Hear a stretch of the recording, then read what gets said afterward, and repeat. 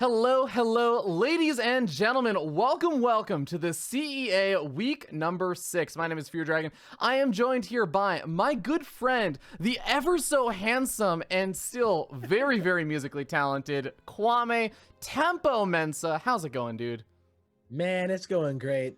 Life is good, everybody's all stuck inside, but luckily for people like me, we kind of work from home anyway, but Yeah, that's true. But yeah, man. What about yourself? How you doing? I'm doing pretty well, and I'm ready to get into some StarCraft today. For those who do not know what this is the Corporate Esports Association's 2 leagues, the Championship Series and the Collegiate Series. Now, the way that these actually end up working is that the Championship Series is kind of what a lot of people associate with the Corporate Esports Association. It's a lot of those corporate matches happening between teams like Amazon and Google and Facebook and Peloton and all kinds of other random awesome companies, and they're all playing for charity. So we're going to be watching 2 of those matches today, which are best of 5 team matches in that Pro League style format. But we also have the other side of this, and that is going to be the collegiate side. And that's actually what we're going to be starting with. As you guys can see on the overlay, we have Masa versus Asuna, and this is going to be week number 6. Now, these players are playing for a massive amount of prize money in scholarships. So all these players are trying to fight their way over to pay off that college student tuition that they have kind of racking on up. So I'm really excited to see where things go with this. Yeah, me too. Yeah. The last time I was here, it was great, we had some awesome matches, man. Like the players that actually show up to this is pretty dope. Yeah. No, I'm just doing some quick chatting and stuff. It looks like Masa is here. Asuna did message me and say okay about like 50 minutes ago or something, or 45 minutes ago. So I'm pretty sure he knows. He should be here soon, but we will be jumping into that in just a little bit. But I also want to remind you guys that that massive amount of scholarship money is actually provided by Shopify and the CEO of Shopify, aka Toby. So send him your thanks. Tell him that you appreciate that he's supporting esports initiatives for the collegiate scene in StarCraft 2, because it's really freaking awesome to have him. Yeah. What a god, right? Even from the Home Story Cup. He's just been basically still supporting SC2. I love it when you have somebody that is like making it to the top and realizes what the best game is, man. Somebody with good taste. Yeah, he does stream, by the way. Toby does, and he often talks about like how like StarCraft has really helped me in figuring out how exactly I should handle a lot of business stuff. It's like made me think about how I want to handle a lot of that stuff, which I think is just super duper freaking awesome. Yeah, I like it. And I don't know if I told you the last time, but my boss, it's shut down right now, but at the shop that I work at, used Shopify, well, recommended by me, of course, to actually make a website for the shop that we have, like a brick and mortar. Oh, nice. That's awesome. Yeah, Shopify is actually a really great system and everything. So thank you so much to Toby and Shopify. Now I think that we're actually getting the players in here, as I do see Masa's giving me the map vetoes, which I assume he can only do if he actually also knows where Asuna is and is in communication with him. So we should be getting this underway. Actually knows the maps. Wow, Masa knows the maps. Wow, amazing. Yeah, right. Okay. Well, we'll just let Masa. Can you invite Asuna? I'll make you lobby host. So while Masa kind of handles getting the rest of this ready, let's talk quickly about these players, because we do have our nice little stats screen and stuff about these 2 players. Now, Masa is a name that I think anyone who's familiar with StarCraft traditional esports and stuff should be a little bit more familiar with. He is one of those guys that has been around in the scene for a long time, has earned himself $129,000 in prize money, which is nothing to sneeze at, and is absolutely considered one of the top North American players for sure. Yeah, I mean, we've had our fair share of Masa from Philadelphia, and anytime that he's on online qualifiers or anything like that, definitely one of the most respected Terran players up there with Major, or rather Special. But your boy, he does love to do other things as well, but somehow, some way, he comes back to SC2 and kills it, man. Like the way that he plays. Even me, right? I'll play my butt off for like weeks and weeks and weeks and months on end, and then Masa comes back after like, okay, I think I might just go win Cheesadelphia real quick, and he just does it, man, every time. I know, it's absolutely insane. He really does remind me of a lot of those kind of old school players where the second you start doubting him, it's like, oh, suddenly he's in really good shape. Now, the funny thing is, he is kind of a little bit iffy sometimes these days. Sometimes. He just like Maru himself. Yeah, exactly, right? He did drop a series kind of surprisingly to a player named A Cool Guy. Now, A Cool Guy is someone who likes to play in tournaments. He's not exactly, it's not like, oh, Masa, cool guy, Ravi. Yeah, exactly. Masa didn't lose a series to like a bronze or like a gold league player or something. But A Cool Guy is someone that normally you'd look at these two names and you just think like Masa should win that. So Masa is sitting with a 4-1 score right now, whereas Asuna is also sitting with a 4-1 score, who lost to a player named Knight, who I'm not actually familiar with at all. So these two players are tied in their series score, but I still do give a bit of favoritism to Masa here. Yeah, I would give the favoritism as as far as results, but Asuna, not like I know as many like live events that he's participated in, but I've seen quite a few games from Asuna before. So yeah, and he can be really, really on point sometimes. But if you look at the series score between these two players, which are mostly series from either last year or the year before, Asuna has not taken a competitive game off of Masa in a tournament. He is 0-3, but not just that. That's series score. His map score versus Masa is a whopping, I think that's 0-7 right now. So this is gonna be a tough uphill battle for him, I think. Yeah, like we will never downplay it, man. Masa is really, really freaking good. Yeah. So I honestly think that he was one of the original innovators, even before Maru himself in Korea was doing all the proxy stuff. We were seeing Masa really going ham on that. And I think one most notably is when he actually nearly managed to defeat Neeb by proxying every single game in a best of 7 of WCS Challenger 2018 season 1. I think it was like that. It's important to note, Masa, not just proxy, but like the way you said it, proxying in a series over and over and over again against the same player, which is nothing you would expect, right? Like, I mean, you're like, all right, he proxied me last game, then he's probably going to play a macro game this time, but nope. Masa, he's just like, yeah, this is just how I play. I don't like my base. I like the map. Yeah, no, that's exactly the way that he kind of used to play. Now, he has toned down, I think, a little bit, but I mean, that is also one of the typical things about Masa that's not like a recent development or something that he started playing with all these proxies and everything. Masa has always just been the player that I think likes to get in your head. And I think this series to me is going to be about whether or not Asuna can prevent Masa from kind of just getting in his head and messing with his game plan. Because Masa, I think when he loses, it's against those players that don't get too distracted or don't kind of start to flounder and make mistakes of their own. When they're able to just solidify their defenses, play a very solid defensive style, and then be able to go for these counterattacks and everything. I feel like that's where Masa starts to struggle. Shines. Yeah, he's a very, like, the way that he shines is like by, in a series, right? He'll do that to you. And if you're a player like me and, you're like, oh, well, your mind game didn't work on me because I don't even know what you're trying to mind game right now. Like, I would be the perfect opponent for Masa, I think. But a better one is definitely going to be Asuna here. Maybe he can go and do it here. I would love to see if he can pull something off. I believe he might be nervous going into it, but no, man. I don't think Masa likes Protoss anyway. That is very true. Masa is not a huge Protoss fan for sure. But to be fair, Masa's not a huge Zerg fan either. Masa, he might not even be a Terran fan at this point. I don't know. Yeah, like Masa is. I love interviews with Masa. There's some really great interviews. I think it was at WCS Leipzig of last year or the year before. I think it was actually may have been the year before, but Masa has this great interview where Anna Prosser is on the main stage doing the interview. It's one of the few events that Anna actually came back and was hosting instead of Smix. And Masa like comes on and Anna's just like, oh, like, okay, like you did really well.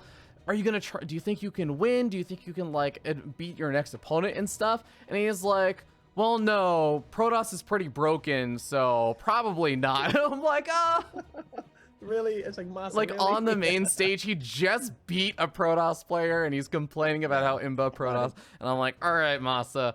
All right, you do you do you. Yeah, and that's exactly what he does. Yeah. And he does it the best. He does. Absolutely. So, I'm very excited for this.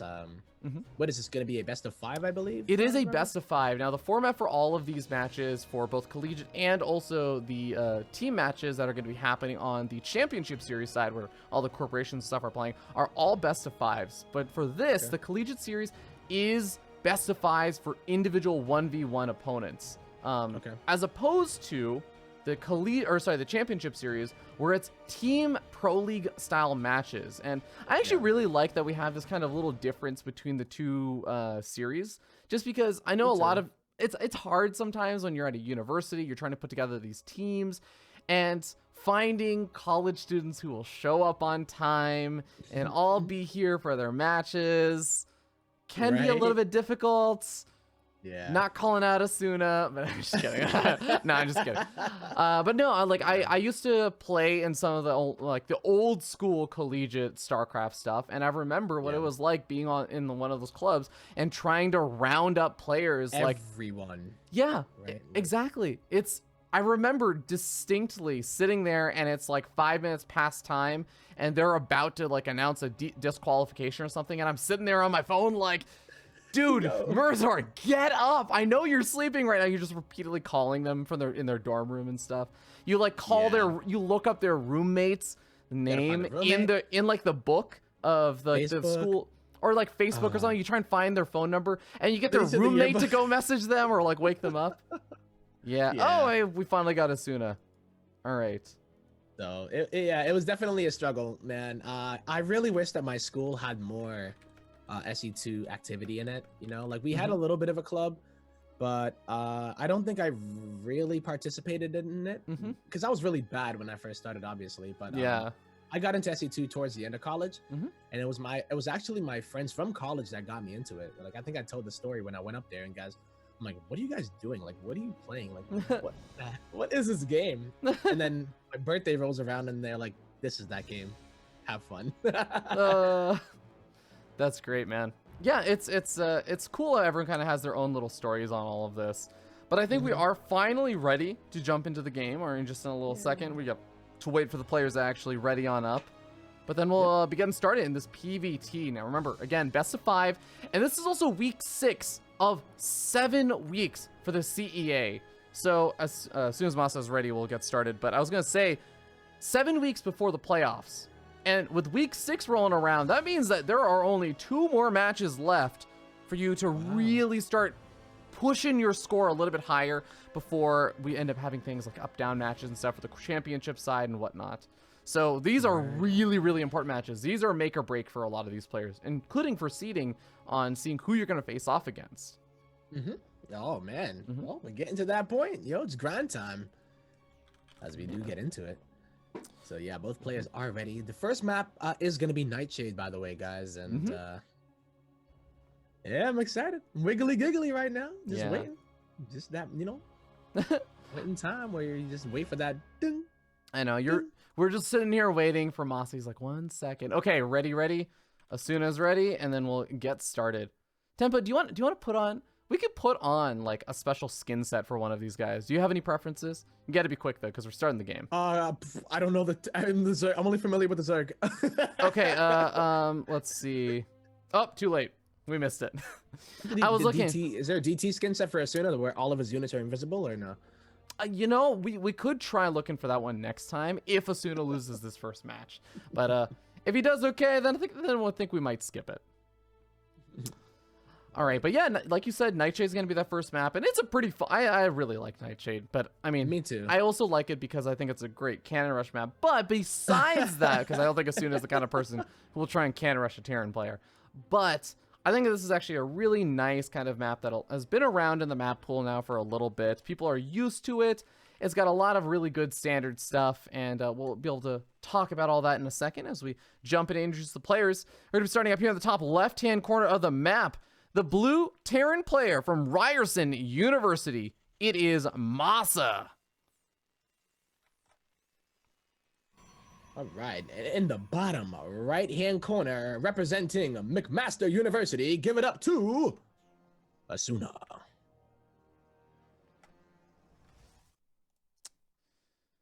Okay. So I was kind of talking about, this map and everything. So this is one of those maps where you do have kind of a lot of the standard stuff. One thing as a Protoss player I like is that the ramp is not too far away from that Reaper hop-up cliff. So you're not completely ambushed like you are in some maps where it's like, oh, Reaper pops in from the bottom left-hand side of Asuna's base, or it could come in from the ramp. So your stalkers and adepts can be well positioned. You can push that back, try and deny some scouting information. But I mean, even after that, I feel like the expansion paths are pretty standard and normal. Linear, right? Yeah, it's very very standard here. I guess the one little thing would be the rocks by the third, but when it comes to this map, and I mean the fourth base locations too, that gets a little bit tricky sometimes, and gives you a bit of a safe haven for a bit until the rocks do get broken. But you know what? I like this map. I'm a fan of this map, but I'm also a fan of Zen, and I'm sure you are too. But actually, I have an unbelievably low win rate on Zen. Oh no, probe Asuna. Oh man. Oh, Masa's going for the intercept. He's going for it, man.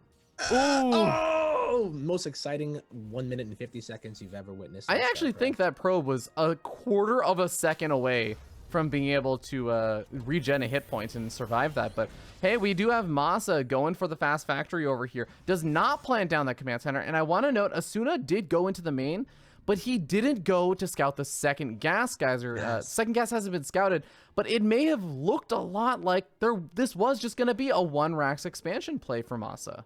Which it is not, right? Yeah. He's already dropped down the factory. The reactor is there. And another important note is that Masa put all of his buildings inside of his main. So that's always important to note that with Masa specifically. But yeah, this is very important to note. So it makes me wonder, though, what do you think as far as one gas with no expansion? Well, he got the expansion, but I mean, like, after the factory. Yeah. I think the idea... Hellions to run into the net and just go. Exactly. So a lot of the time, Protoss players, if they know that there's, like, either just a general factory reactor play coming out, usually the Adept will move across the map and get some basic scouting information on things like this. So the Hellions are actually going to try and quickly avoid those Adepts. You notice that they're actually going in a slightly unstandard pathing to avoid something like the Adept in the specific timing of it moving in. Oh, but he lets the Adept in, so this is going to cause some havoc because there's only one Marine out, and 2 more Hellions will be popping soon, but that was definitely a mistake for Masa. Definitely. Whoa, but you are going to see that recall coming here for Asuna as the Hellions go inside of the main base. And already, a little bit of havoc definitely happening here inside of the main base of Asuna, who's going to pull all of his probes, and I mean, 4 probes have died already, Fear Dragon. Yeah, and the Hellions are still technically alive. One of them will go down. The other one is likely not going to be able to get too much more damage done. Maybe gets 1 additional shot off and softens up these probes. But I mean, to what end? Their shields will regen. And the other 2 Hellions are still a little bit of a ways away, so I don't think that they're going to be able to help out. So Masa, yeah, losing 2 Hellions for 4 probes, most people would say that's actually pretty decent.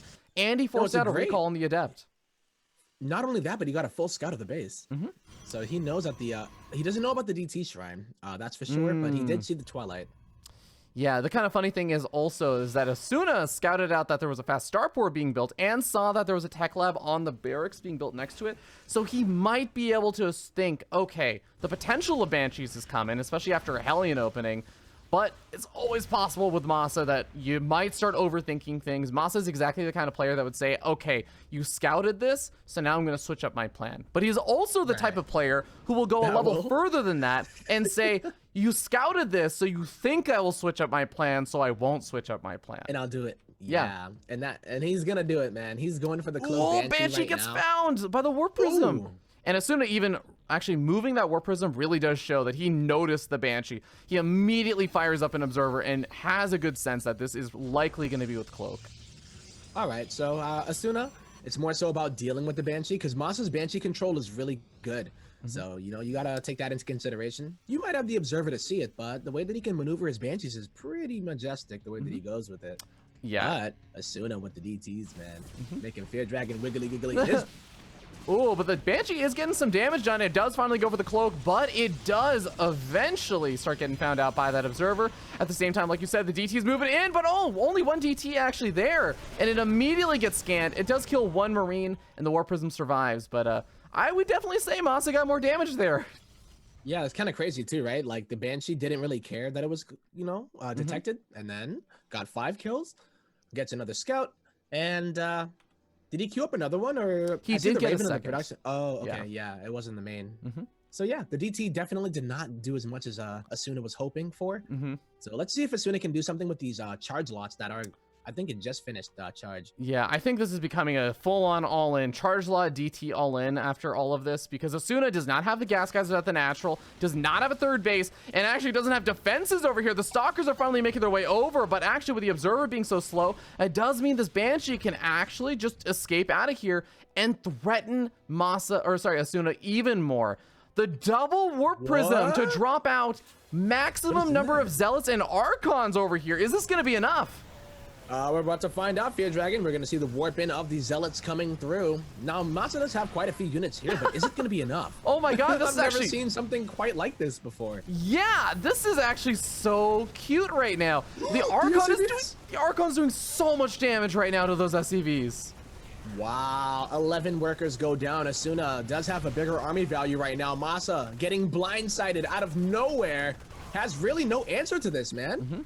Oh, lift up the depot. Okay, I think he could lift up the depot and use the siege tank a little bit more defensively, either siege up or something, but the Banshee comes back home. That's going to add in a lot over here from Masa. If you can just keep it alive versus that Archon could micro around and start to slowly pick away at all these DTs and these Zealots. Bunker's taking a lot of damage. The Missile Turret actually forcing back that Warp Prism. There is only one Warp Prism left, so if that Warp Prism goes down, that's going to be the end of the reinforcements here for Asuna. Only one Warp Prism left, Fear Dragon. I feel like even just one is a threat here. You know what I mean? In most cases. And that's why Asuna made 2 of them. I love the Raven edition here from Masa, but I think Asuna found some crazy timing, ridiculous, weird build that just might have caught Masa off guard. And even if that Warp Prism goes down, he still has a boatload of Zealots to deal with. And I don't think he's going to be able to, Fear Dragon. 52 workers have gone down. And even a DT in the mix, which is great, but hot diggity dang, Asuna will take game number 1. Woo! Ooh, really well done. I was so worried for Asuna. I really do think that Asuna was falling very far behind because, of course, he was setting up for this big attack and everything. But the Banshees have been doing so much damage. I actually think just catching Masa's entire army in the main base like that, I actually do wonder for a moment, like, okay, imagine that Masa had his army at the natural and the big warp-ins happen in his main base. Sure, it's annoying, but his army doesn't immediately just get picked off by all those charge lots. He can kind of get situated inside of the production line. He can get into these little nice choke points and everything, but he lost most of his Marines and I think even a siege tank or 2 there. That. Yeah, immediately. Right. Yeah, so, you make a good point. I'm not sure if that actually would have been enough, but I definitely will say, like, I think Masa got completely blindsided by that. And even I think both of us were a little bit surprised to see that attack coming. Yeah. Double Warp Prism. The fact that it would be that effective. Yeah. You know what I mean? Right? Like, I believe Masa was just like kind of kicking it into the next gear. And then all of a sudden, Zealots and Archons. And I love the fact that he added the DT because most Terrans would not have made a Raven there the way that Masa did. But the DT, if it stays alive, man, the DPS on the DT is no joke. You know? I will confirm that. To give you an idea, like, of course, DTs already are going to do a lot of damage, just straight up like 45 damage attack to siege tanks, whatever. But also, they're one-shotting Marines that don't have combat shields. Because of the opening that Masa went for, you're not even remotely close to going for combat shields, let alone with something like Stim or something. Right. So we're getting ready to move into game number 2. It's going to be on Purity and Industry. What are your thoughts on this map, Kwame? Because this map has been a little bit strange, I feel like, for a lot of people.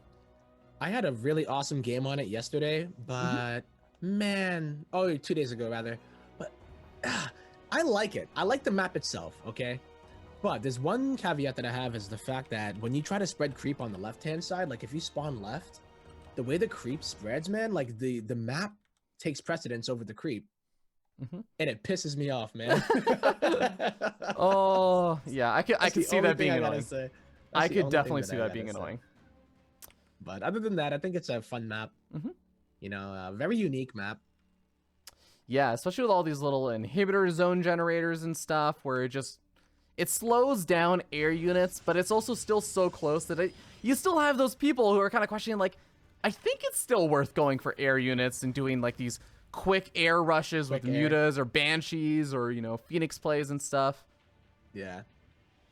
You know what I'm still very surprised by? I don't see many players ever taking the island. No, I don't either. Somebody took it on me though. That was an interesting game that I was talking about, and I looked at the replay, and Homeboy had the island, and I had no idea until I watched the replay. And I was like, wow, this map has an island. Cool. Yeah, that's when you realize it. You know, the only thing I actually tend to see at the island, which is really silly because it doesn't work very well, are actually Nidus Worms with Swarm Hosts. Because when the Swarm Hosts unleash their Locust Wave on their opponent, they fly over, they fly through the inhibitor zones, they start to make their way over, they dive in on top of the command center, and then they expire before they get like a second attack off. Yeah, and I'm like, was that worthwhile? Was it though? Was it though? It was a good idea, you know, at heart. A for effort, but A for effort, B for effective. No, C for effectiveness. Yeah. We'll give it a passing grade because you got an attack off. Yeah, it might have killed an extractor or like an assimilator. Yeah. But that's about it. All right. Well, this is the map TVP, man. What are your thoughts on the map, by the way, as far as you play it? One thing I'll definitely say is I do feel like this map has had some really wide open spaces. Okay, I do quickly want to note Masa once again going down to the low ground over here, was about to take the command center, but I think actually scouted across the map and saw both gas geysers and a quick cyber core with no nexus, and immediately says, well, I still want to expand. I still want to do a 1-Rex expansion, but I'm going to build the command center up in my main base. I don't want to take any risks if this is going to be some kind of super aggressive build. And this is a very quick Stargate over here, which Masa is trying to scout around a little bit for. Yeah, what are your thoughts on this? I feel like I like the idea because we were talking about mind games at the beginning of the stream, and I feel like this is a great way to play a mind game on Masa. Very standard, you know, Stargate timing. It's not proxied on the other side. You can even see the Reaper not going to the base of the Protoss right now, scouting around the bottom left here. You know, the irony is that this Reaper is scouting around. Of course, this is the power of the Stargate being positioned so far back over here. But this is literally the opposite of a proxy. This is an anti-proxy. It's an anti-proxy. This is like, you know, some country is like, okay, we want to set up nuclear missile silos to protect ourselves against such and such other country. It's like, okay, where do we set it up? Well, what about the opposite side of the world? They'll never see it coming. They'll never. And the Reaper finds it. Oh my God. It turns out that that enemy country was actually dealing with random trade routes and just somehow managed to encounter the nuclear missile silos. Wow, I'm impressed. Masa, very meticulous with the scouting. And you know what? Hey, that's good for him. He knows what's coming. He knows that he doesn't have to worry about it coming any earlier than he would expect. But he did take the precautions, right? And that could be a hindrance in itself because of the fact that Masa, he was scared. Putting the command center in the main base. He put a bunker down too, Ravi. Like, yeah. This is not Masa. Masa is like a fearless player here. And it's actually going to make it harder for him to establish this natural too, because the Adepts are here, and the Adepts, with 3 Adepts over here, there's barely 5 Marines. That doesn't actually win the fight very easily. So zoning out these Adepts is going to be tough. And it's Phoenix on the other side of the map, and the Phoenix are finally revealed. So Masa may have been expecting, oh, there's going to be an Oracle coming soon, but I think now we're seeing, yeah, okay, the Oracles never came in. It's just Phoenix coming out. And this is a more popular thing to do in the terms of just unit composition, but it is coming a lot faster than you normally see. I gotta give it up to Asuna, man. He forced out a Viking here as well, which is gonna help with the Phoenix, but I believe he was doing it in order to deal with an Oracle, like you were mentioning. Masa, this is a problem. Viking gets picked up. I think only 1 Adept died there. He killed the entire army of Masa for 1 Adept. And he gets the Phoenixes away. There's a Cyclone here, but the main thing that we need to pay attention to is the worker count and the mining, right? Masa has not been able to mine from the natural this whole time, and he's down by 10 workers right now. So, dude, I'm impressed. Asuna, okay, Alpha X. I'm gonna keep my eyes on both of you guys. Yeah, really, really nice job so far from Asuna, and this is where things really start to snowball. Well, you got to keep your Phoenix alive for it to actually do that, but obviously, the Cyclones are there literally to try and get immediate pickoffs on those Phoenix that start to overcommit. But Yeah, I mean, the Phoenix should be able to control the map, and this is where it's really frustrating for a Terran player that likes to be aggressive, that likes to get in your face, because Phoenix are great at shutting down light bits of aggression, the kind of thing that Masa likes to do. He loves to do that stuff, man. And you know what else? Just, you know, getting this economy. I think Terran also hate when Protoss are able to kind of be free with their economy. You know, I feel like Masa is on the back foot right now, and that is not what you want to be on. Not just his mom. Oh, nice Widow Mine shots. The double Widow Mine behind the refinery. Oh, Asuna loses all but 2 Phoenix. That was a great response from Masa. You know, this is what he needed, though, right? Yeah. He's down by 24 workers, yeah, but he does have double mule. But the bigger thing is that he shuts down that aggression for a bit. He can breathe, and now he doesn't have to worry just as much. But I don't think he's gonna be doing drops anytime soon. I don't even know if he had the. Oh, he does have a starport at least.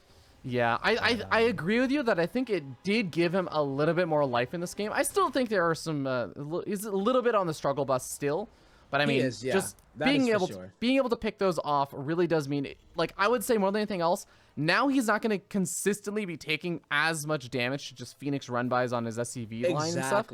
And he can do things like this little move out here. And the Phoenix have to be at home to help defend. The few that are there, because Asuna doesn't have enough without them. No, he's gonna need them to at least take out those cyclones from the battle, maybe. If he can pick up a Widow Mine or 2, that would be great. You know, he's working with pretty much your standard gateway army, but double shield battery will help that out. What are your thoughts on the forward third base, though? Like, that's kind of a ballsy move, if you ask me. Yeah, it really is. I'm totally with you there. I wonder if it's because he lost. Actually, I'm trying to think of the exact timing compared to when he lost the Phoenix, because I could see maybe the Phoenix are really great at being nimble and moving around. If you're dealing with drops and stuff, you can kind of take further back bases and be maneuverable. Oh my god, gets both cyclones. This is actually turning into a massacre right now, man. A massacre, if you will. A massacre. That was completely shut down. And what I was talking about was using the Phoenixes to get rid of those cyclones from the battle. Well, if you just force field them when they go ahead of the pack, then that's another way to do it as well. Okay, well, Phoenix is gonna go after the Widow Mines first. Yeah. So 5 kills here. Was that 1 Widow Mine or 2? I think it was 3 actually. 3? Yeah. So I don't know if 5 kills is gonna be worth it there for Masa. You know, the Phoenix has definitely dealt with it pretty well. And the Colossus production is ramping up here for Asuna. And I don't know if Masa really has an answer just yet. You know, I'm a little bit worried for Terran player. This is our favorite Terran player at the start, but damn, Asuna has definitely been showing up. Masa is exactly the kind of player that says, all right, you have 7 Phoenix. What if I doom drop you through the inhibitor zones? And I mean, he gets it off, and this is going to be like a frustrating moment for Asuna, because now there's even a few of these Widow Mines over here, make it very unappealing to just dive in with your Phoenix very willy-nilly. Yeah, and these Zealots do not have charge. I don't even know if there was a Twilight yet. It's only halfway done. And now Masa getting the damage that he was looking for this whole game. Finally does it, but there's no retreat here, Fear Dragon. And he needs to get as much damage as he can get done. 12 workers already going down. Can he get the Phoenixes, though? Looks like he's going to target fire down the Twilight Council and try and delay charge and everything. Oh, the lift up on every single bio unit is going to prevent that. He depowers a lot of the production here, so maybe that's one kind of saving grace here for Masa, is that he can replenish his army a little bit quicker than Asuna since all those gateways are depowered. But yeah, that was a lot to lose. Yeah, Masa is the type that will take advantage of that too, so I feel like he does need to take advantage of the lack of production time there for Asuna. And we might see him do some kind of a push, maybe even on that third base because it is so forward. But 3 Colossus, Fear Dragon, I don't think Masa has the Marauder count or the Viking count to actually do that comfortably.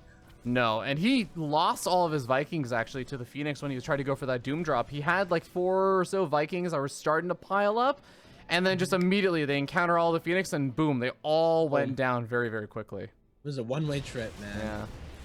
And now Asuna with the no missile turret here at the base of Masa, gonna be able to pick off a few of those SCVs. He got 7 in total.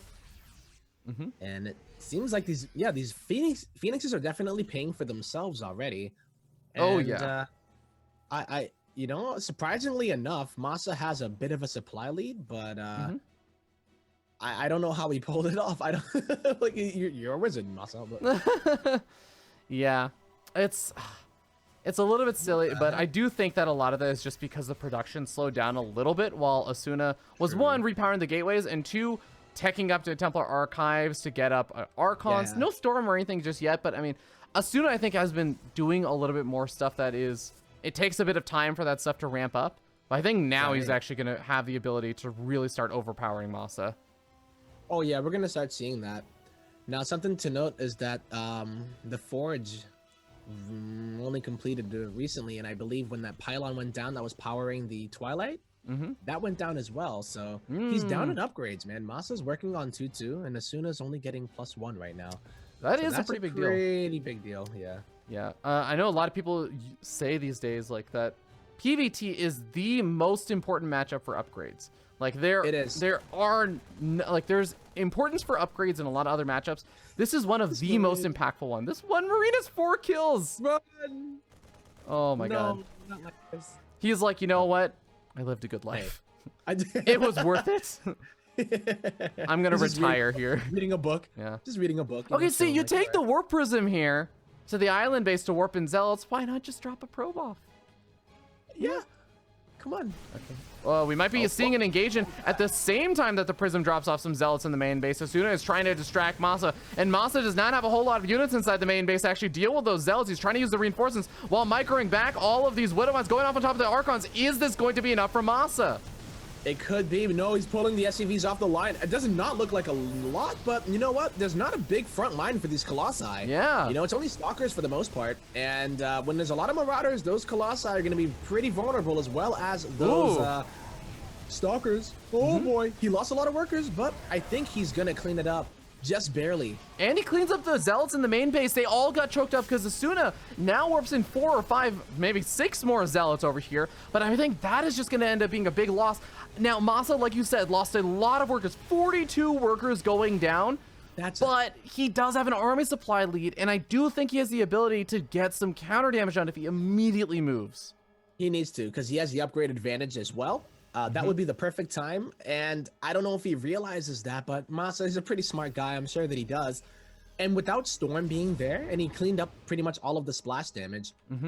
Oh, I like this drop, but I feel like, yeah, you might be right here, right? Where trying to push your, you know, a little bit, not an advantage, but your army advantage, I would say.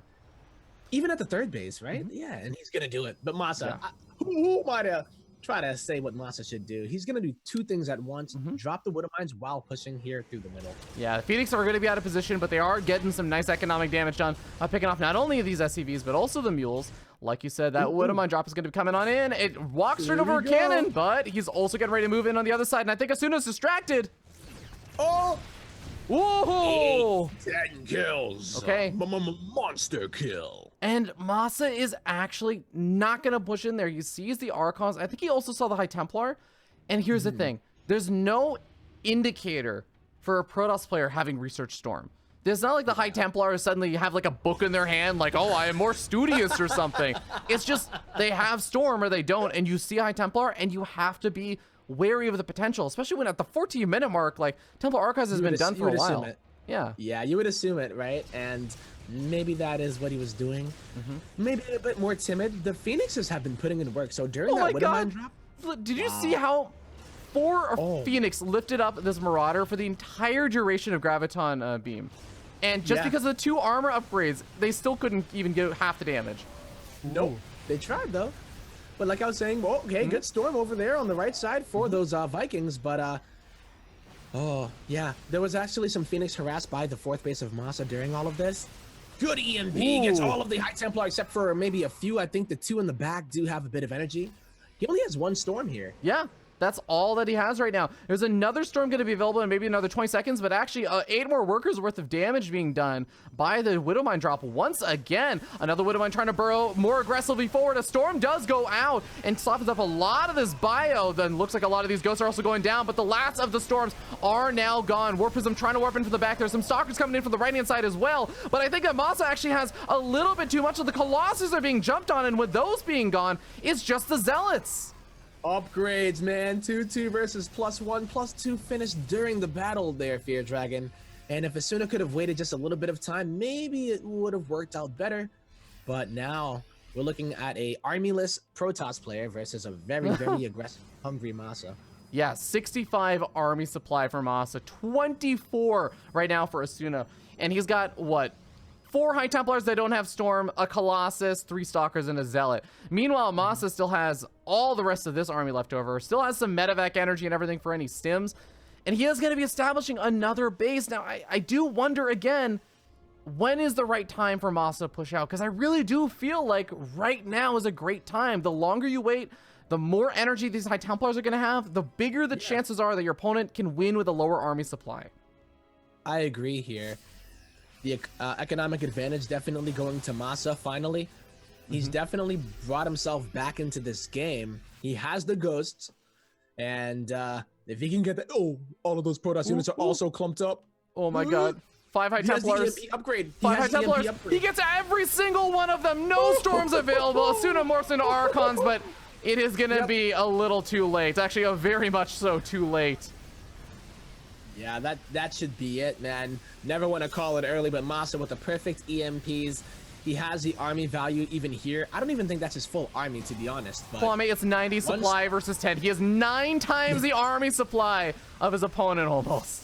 Even the Vikings landing after all of the Colossus coming down, and here comes the party. Gonna be able to reinforce and force the GG out of Asuna. GG. And that is going to tie up our series 1-1, and we have a series here. Masa's not happy after that first loss, so... Oh no, he's mad, And Asuna trying to throw out some shenanigans. Masa actually suffering a lot to them or in the early stages, but he makes that comeback work. He did a great job just staying very resistant and handling both the Zealot Warpins and the main engagement very, very well. I have to say, I do think Asuna maybe committed a few too many Zealots to the main, especially when they got choked up and everything. Because I think if Asuna had gotten more damage done in the main with those charge loss, if he just totally overran production and lost the main engagement, I still think Asuna is actually in a much better position. And if he won the main army engagement but lost all the Zealots in the main base, like either one of those, if one of those had been a little bit better, I think things probably would have ended in Asuna's favor. Yeah, that was a very scary moment for Masa too. I think he got blindsided by that. The same way Asuna got blindsided by the triple drop, right? So he was like, "Oh, you think? I'll warp in on the island and come in and make more units here from this warp prism." Yeah.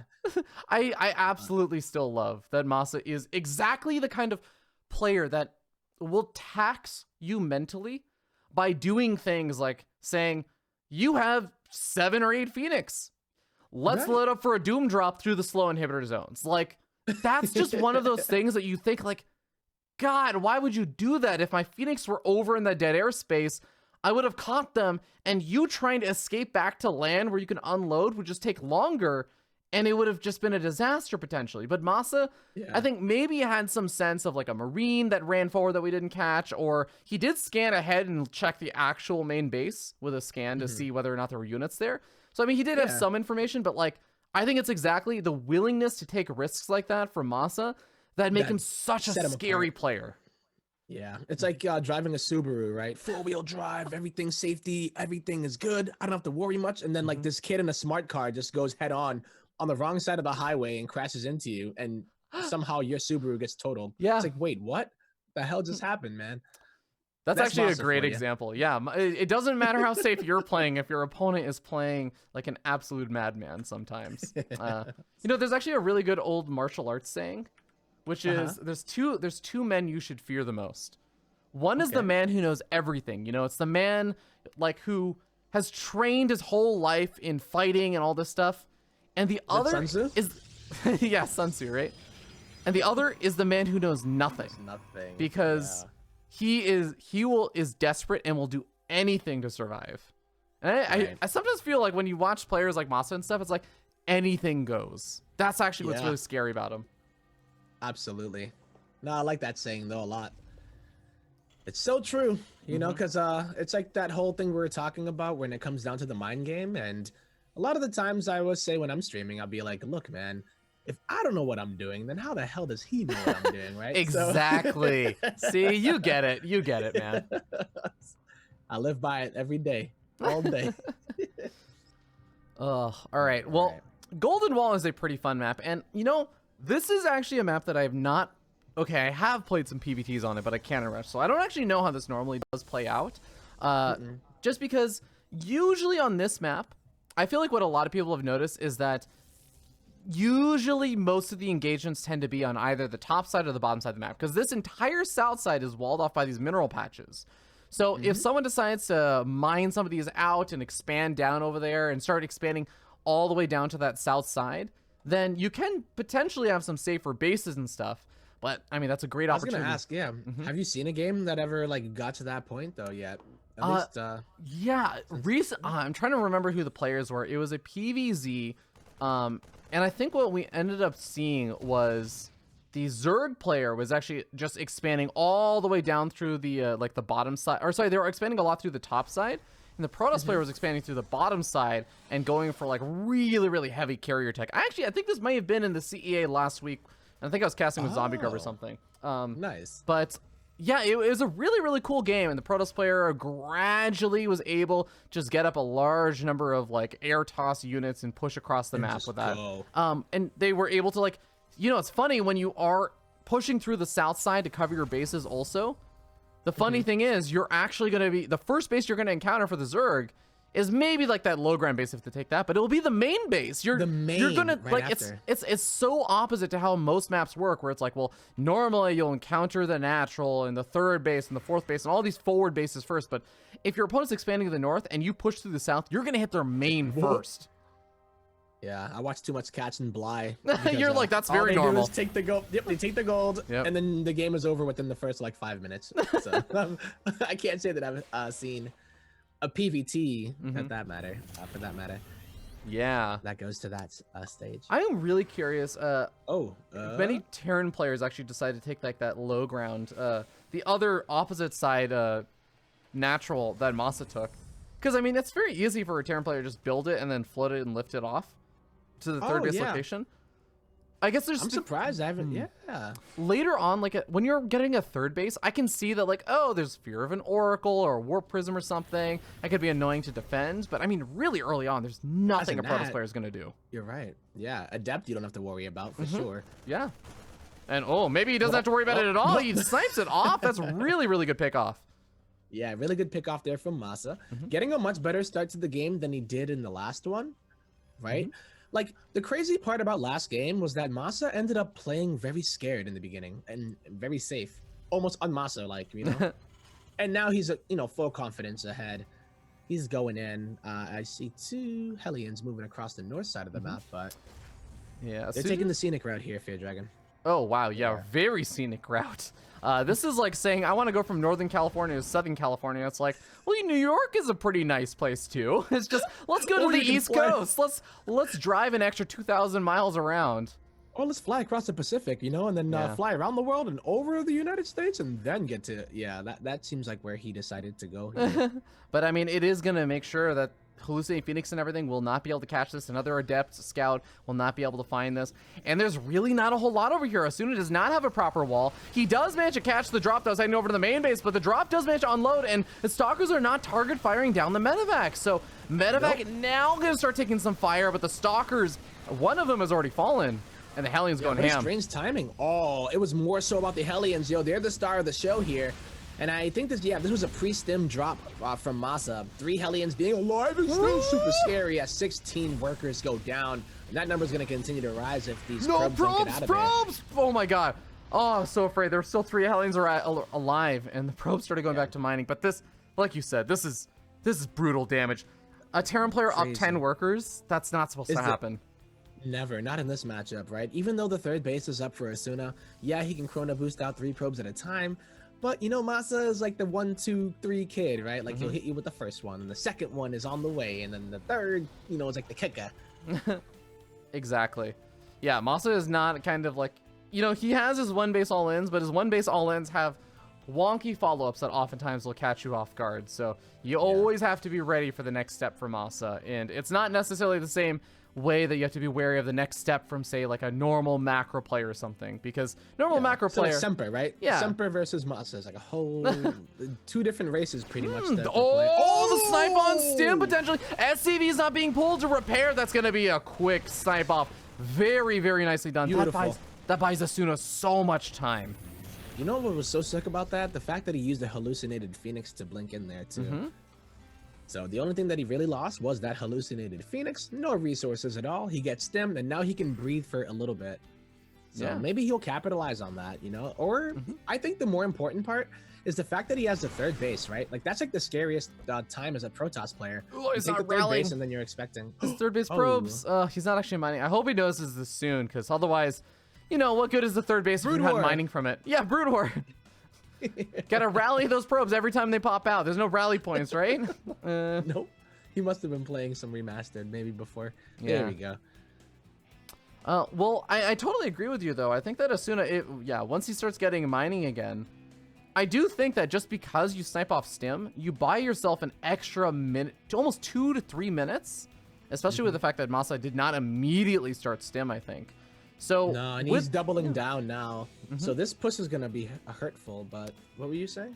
I was just gonna say that I think that Masa is gonna hit so much later that Asuna can just try and play as greedy as humanly possible, right? He's made those early 7 stalkers.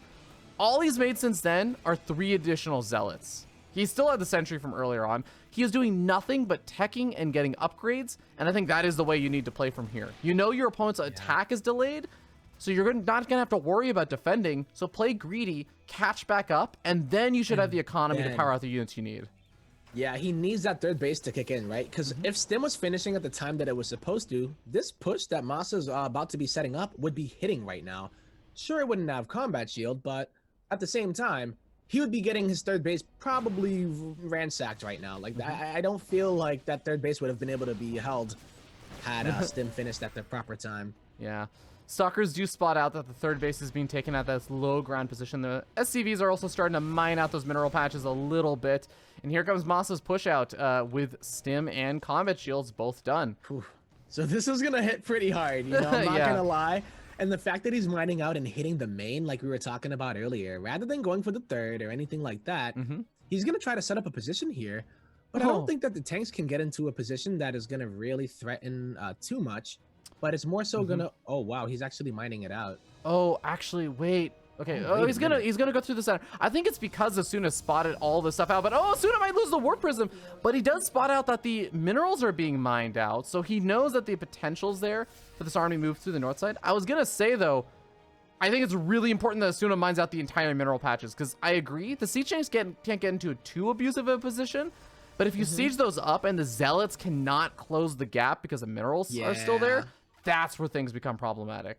Gets very problematic. I love the warp in though here. Asuna gonna try to get a little bit of a distraction here as he mounts up his defense, but Masa keeps a couple of units. His army is totally out of position here. No, he was expecting it to go from the bottom. And then Masa comes from the top instead. Oh my god, the over focus on the minerals. Masa just has medevacs. He picked up and ignored the minerals. This guy. Oh no, what a disaster. Asuna just recalled his army to the third because he thought Masa was going to go there next. That's crazy. Oh, Masa. No. And he has his tanks in a good spot, but luckily for Asuna, he might be able to pick off 1 or 2, but has the damage already been done here, Fear Dragon? I think the damage has been done, and that siege tank is not going down. Asuna's going to tap out, and Masa takes the third game over here, bringing the series to a 2-1 lead for him. What a series, though. These games are like really, really cool. They're different, man. You know, Kwame. When it comes to the top NA players, I know how to pick the matches. All right. You're pretty familiar with the NA scene or something like that, or what? There's been a little bit of time in the North American scene. Just a little bit. Okay, so our next map, really quickly, is going to be Everdream. Probably the most normal map that we've seen since Nightshade, but still has its own little quirks and stuff. Yeah, a little personality.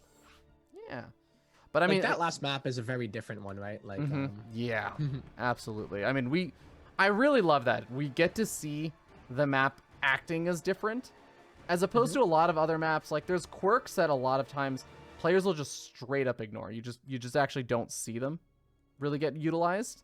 Yeah. But I mean, this is one of those maps that you're like, cool.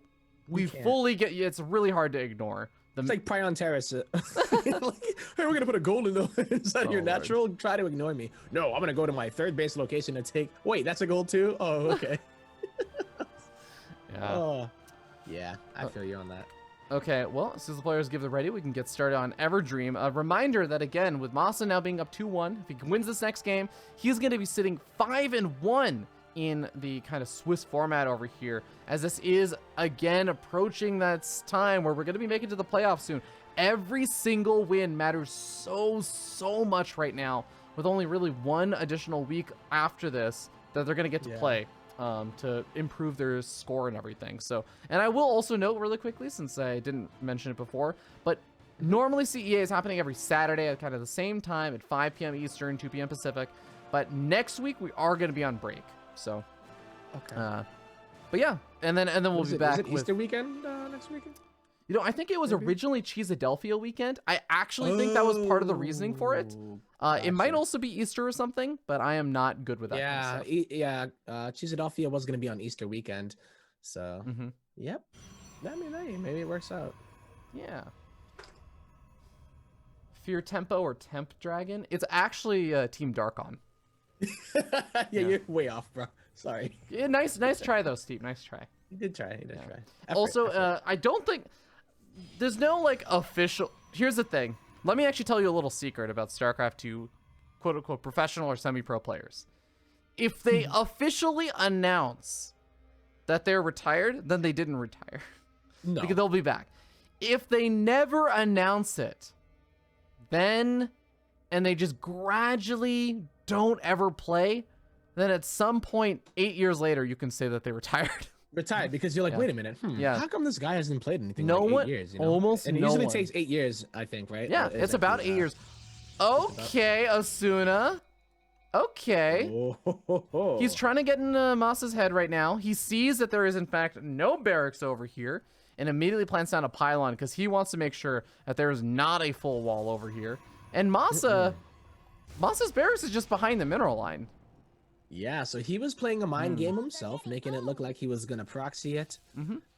And I love it. You know, both of these players have done something similar. Engineering Bay? No, he's not going to. I don't know if he has enough time anymore.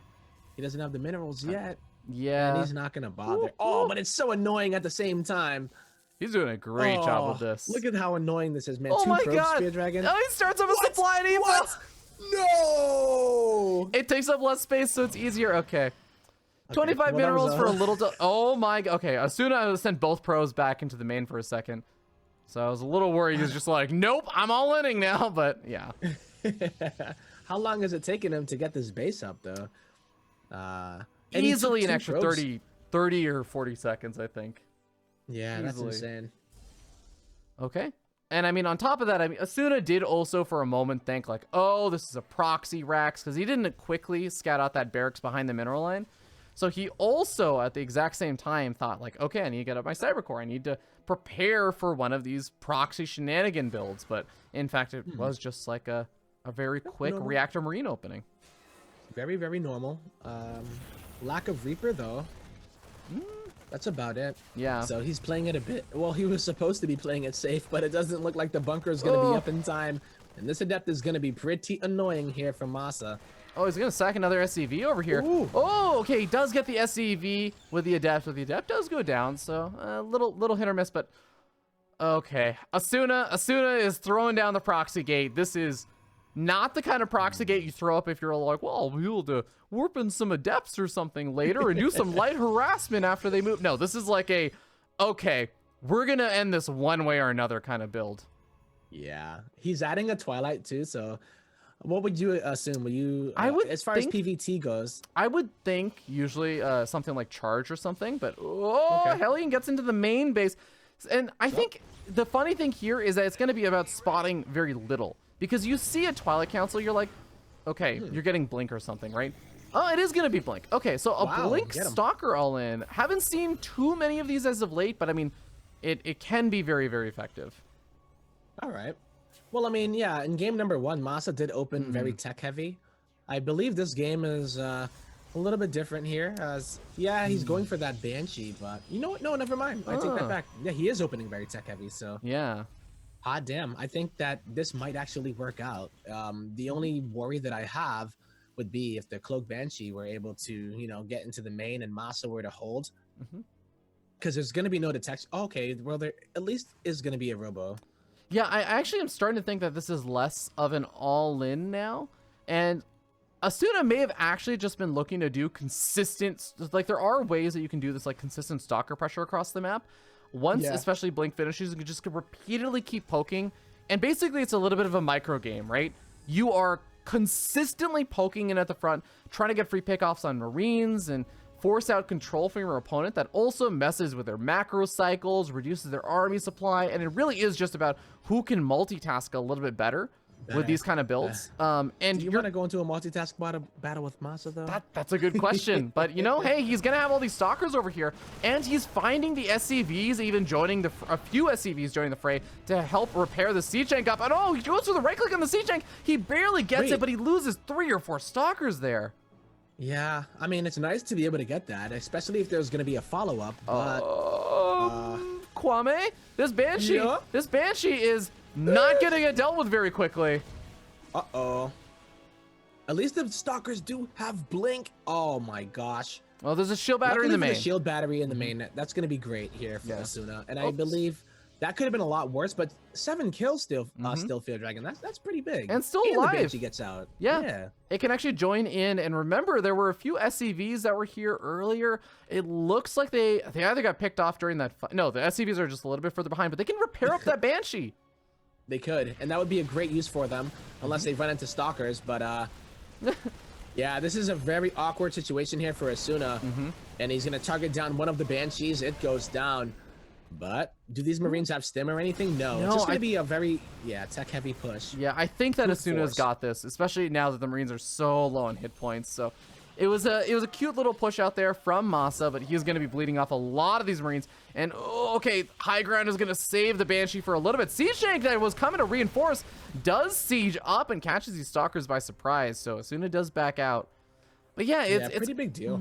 It's a really weird situation now, because I do feel like Masa did a lot of economic damage to the Banshees, but he just lost a lot of army supply.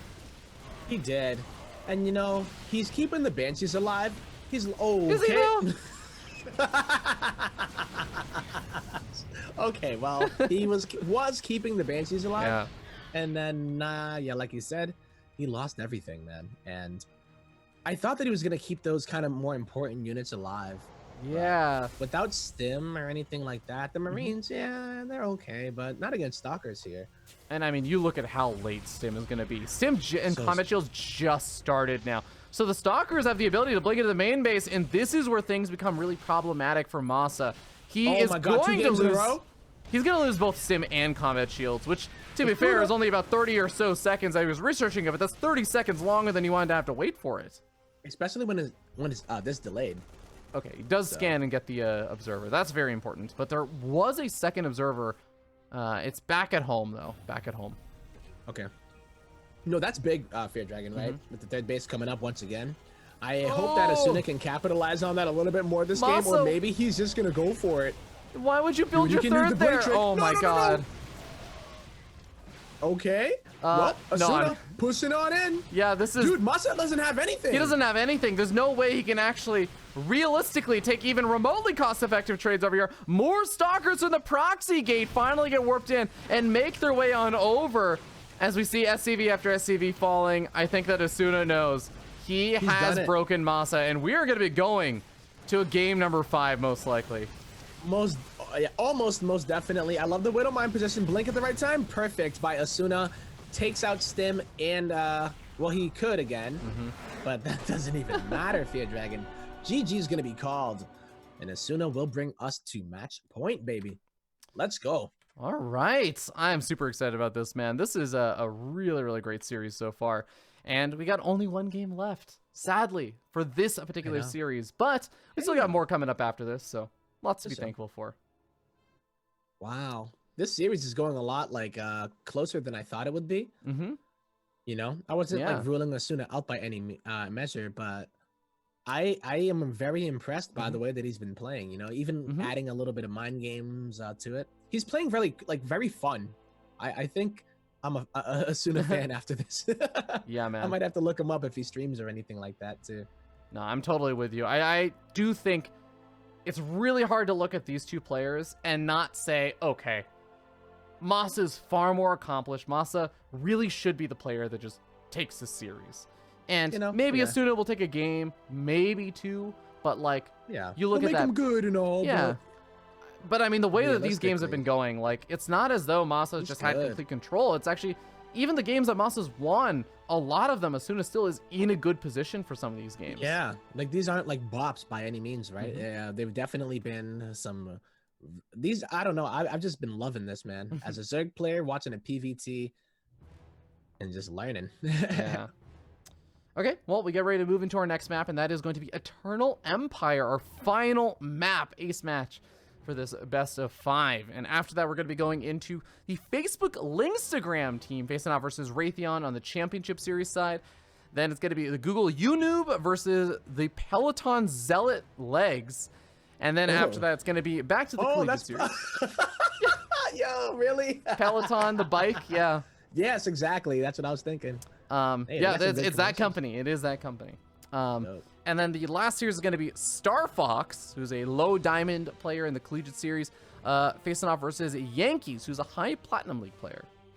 All right. Yeah. Cool. We got a lot of good StarCraft for you guys today. Absolutely. So, Saturday, 4/4, 2020. If you take the zeros out of that, it's 444. You know. Oh snap! 4, 4. That's actually so cool. Son. Yeah. Do you multiply or add up the twos?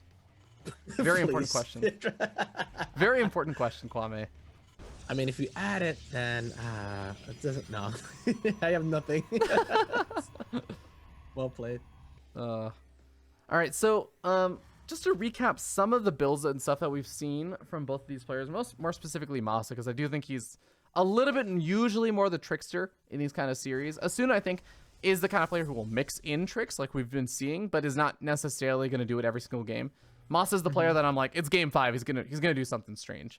Yeah. But to recap it, maybe he's nervous now, though. You know, I've never seen Masa nervous, but he's like, wow, I'm in a game 5 right now. Oh crap, I haven't seen this. I don't know. In a while. Nervous might be a word for it. I think another way I would put it for Masa specifically is I think he gets very down on himself. I think he gets he's like very critical of his himself, and he's always saying like, oh, I'm not playing very well, all that kind of stuff, especially in these kind of situations. So Protoss, man. Protoss, yeah, he's like, if he is playing well, then his opponent's race is imbalanced. But if his opponent was also just playing well, then he's like, God, I'm so bad, and like blah blah blah. Yeah. It's the usual StarCraft stuff. But I think Masa is someone who holds himself to a very high standard. So yeah, even if he won 3-0, he'd be like, man, Protoss, man. yeah, exactly. That's very true. But Eternal Empire, here we go. Game number 5. We've brought it to the wire.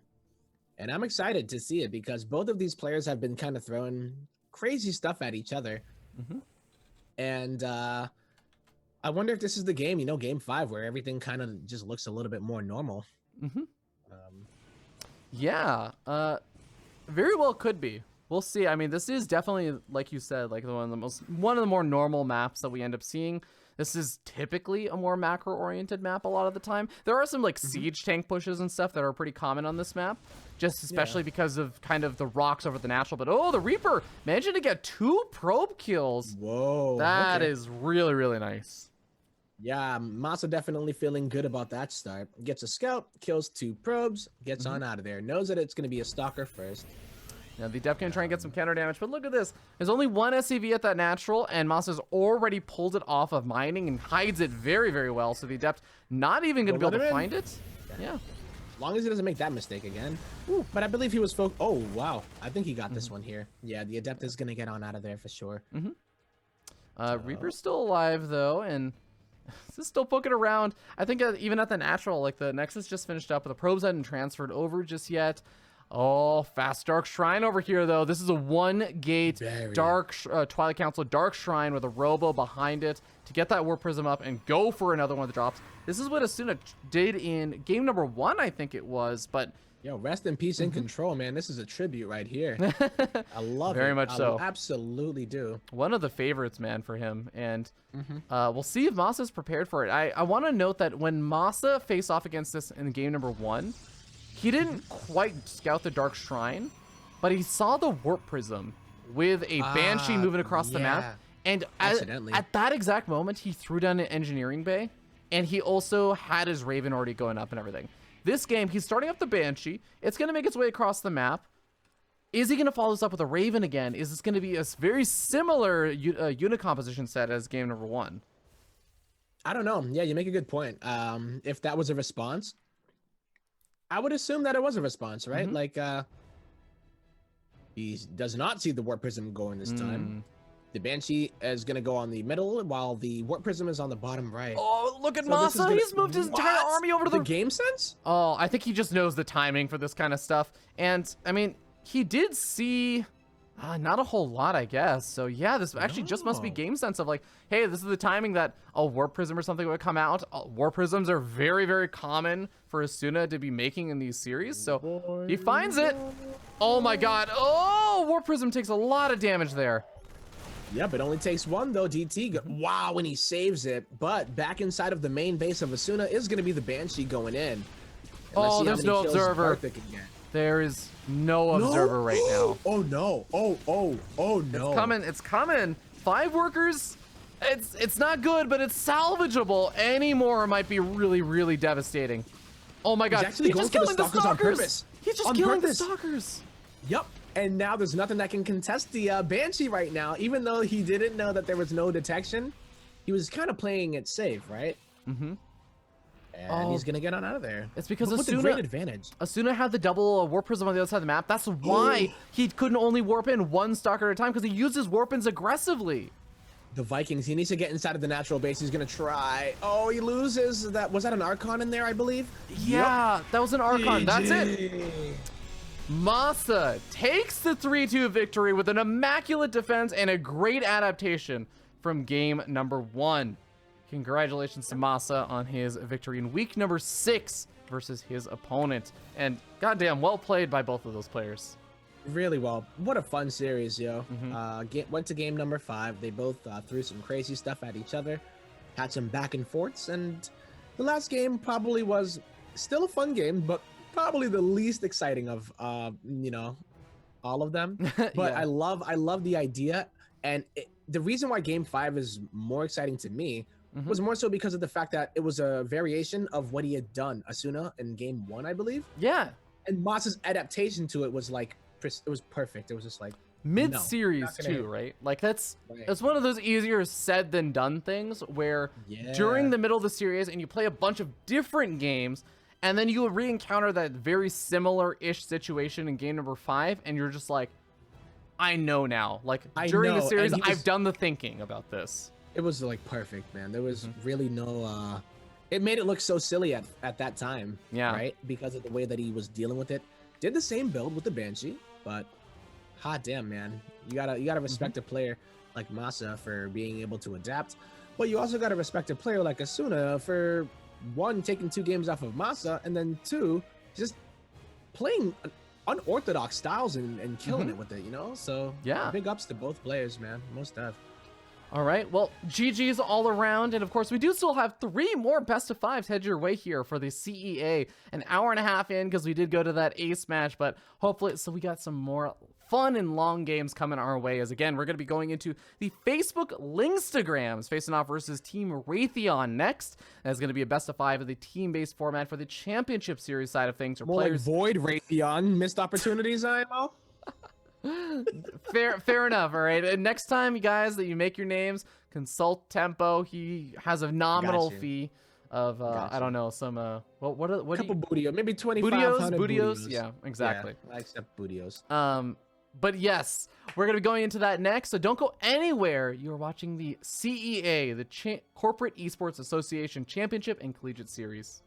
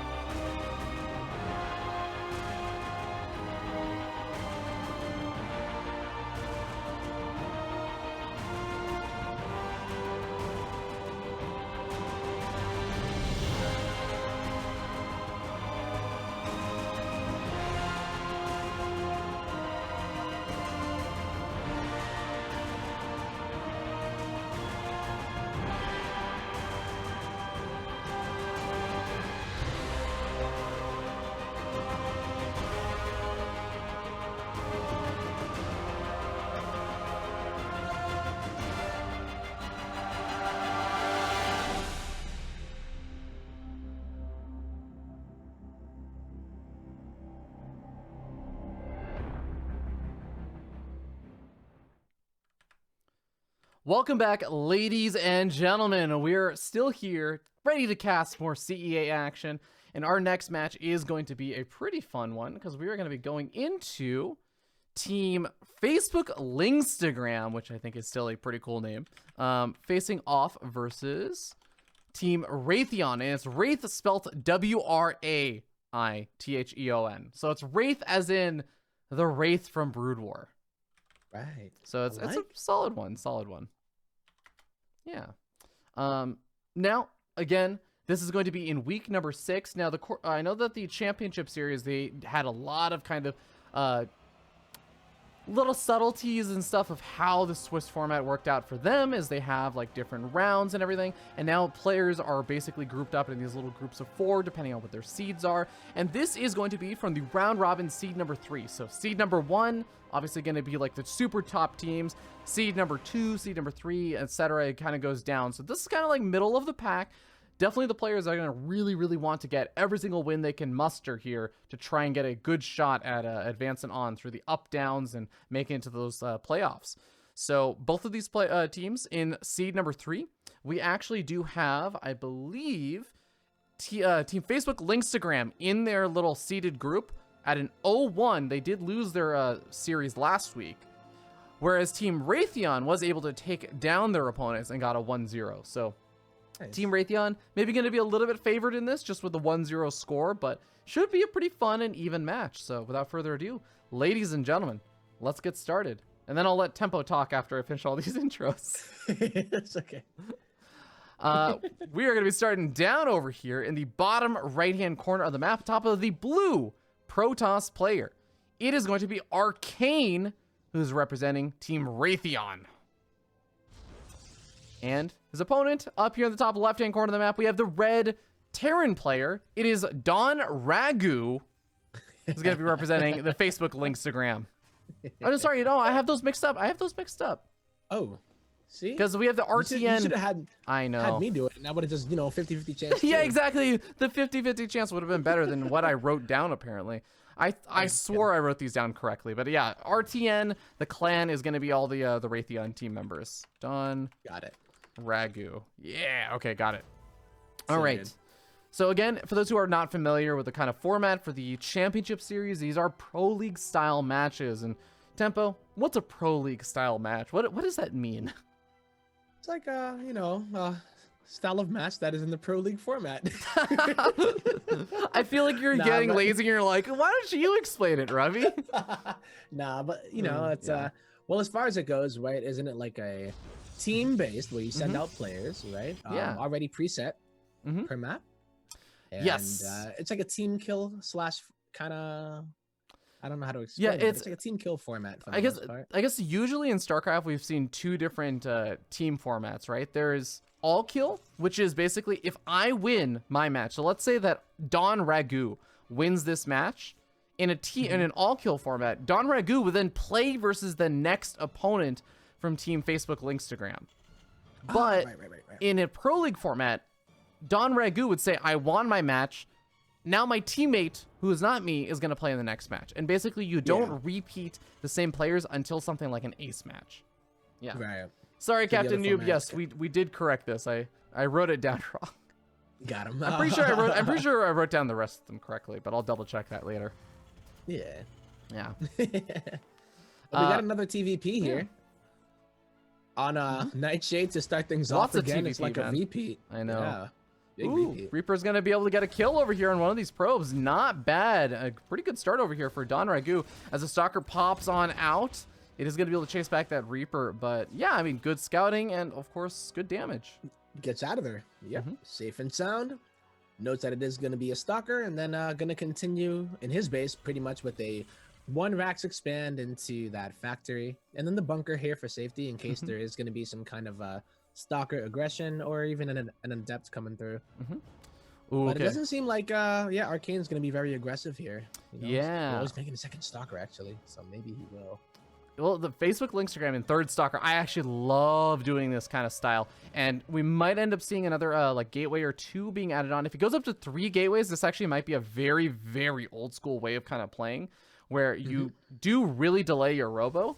Oh my god, it's gonna be the 3 gateways. Yes, okay, I love this style. So this is really getting up in your opponent's face with Blink Stalkers. And the kind of philosophy behind this is the Reaper does scout pretty much all of this out. So if Don Ragoon knows this kind of style, then it's going to be pretty evident soon, the fact that there's no robo or anything here.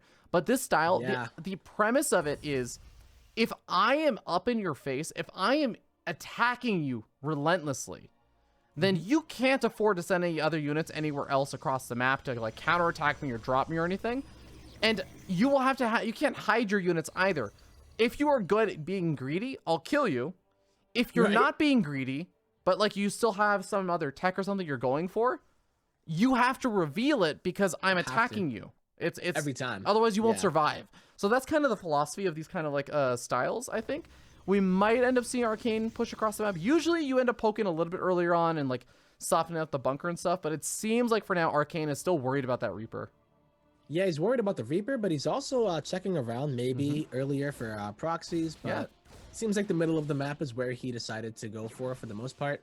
But damn, that Reaper, I swear. Like, how many hits has he actually taken? How many drugs has he taken, dude? Drugs are bad, guys, all right?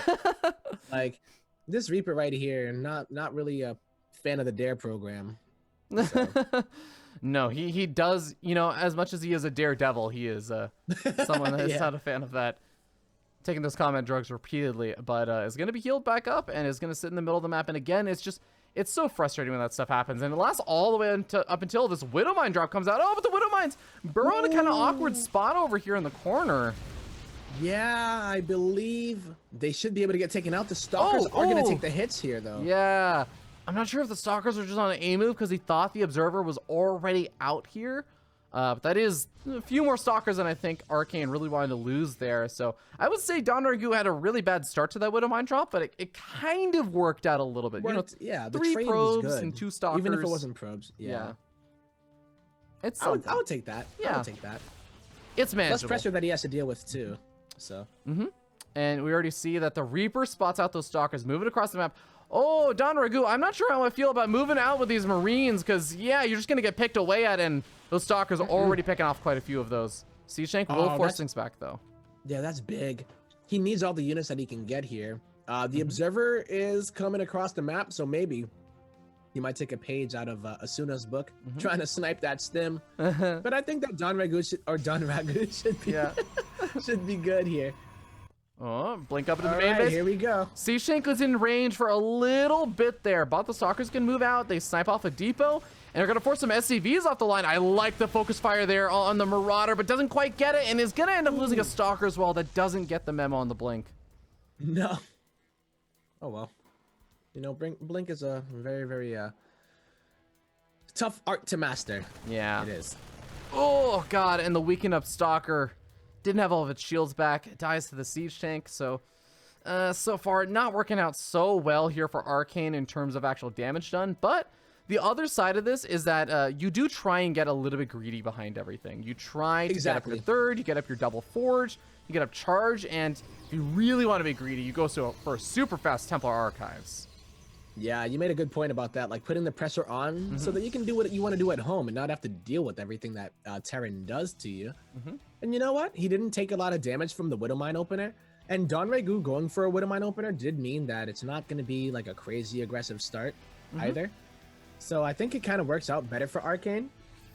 But Don Ragu, he's setting up, man. He's getting stim. Combat shield, I believe, is done. Yep. +1 as well. And I think we're going to see a push hit with these medevacs, concussive shell, more barracks being made before the third. We're going to see a very aggressive Terran push coming out here, for sure. You have to with this kind of setup, especially with the extra barracks being added on. I think I think that's the 4th and 5th barracks. Yeah, 4th and 5th barracks. Those indicate you are absolutely getting aggressive, and this is about as aggressive as you can get. SCVs being pulled off the line. The Observer spotted all this out, and Arcane noticed it as well, is going to meet this push in the middle of the map with a bunch of charge loss right before his own 1-1 finishes up, though. Oh, okay, wait 10 more seconds. Uh-oh. He just needs to chill, you know, just get a little bit of poke damage, but how much time does he really have? You know, he's waiting for +1/+1, like we said, warping in 6 more Zealots as well, and now he has it. I feel like before the tanks are able to siege, he should be able to get something done here. Ooh, yeah. Okay, the All Zealots, I mean, they're just in such massive numbers. They immediately jump on top of those siege tanks. Charge comes off cooldown a second time. The Stalkers are focus firing down the medevac, saying, no, no, no. You don't get to retreat out of this one. But there's still a lot of Marauders left over, and these Stalkers are now on their own. Uh-oh, Marauders are pretty good against Stalkers, and he needs to get them out of there, and he will. But here come more Zealots here from the right-hand side.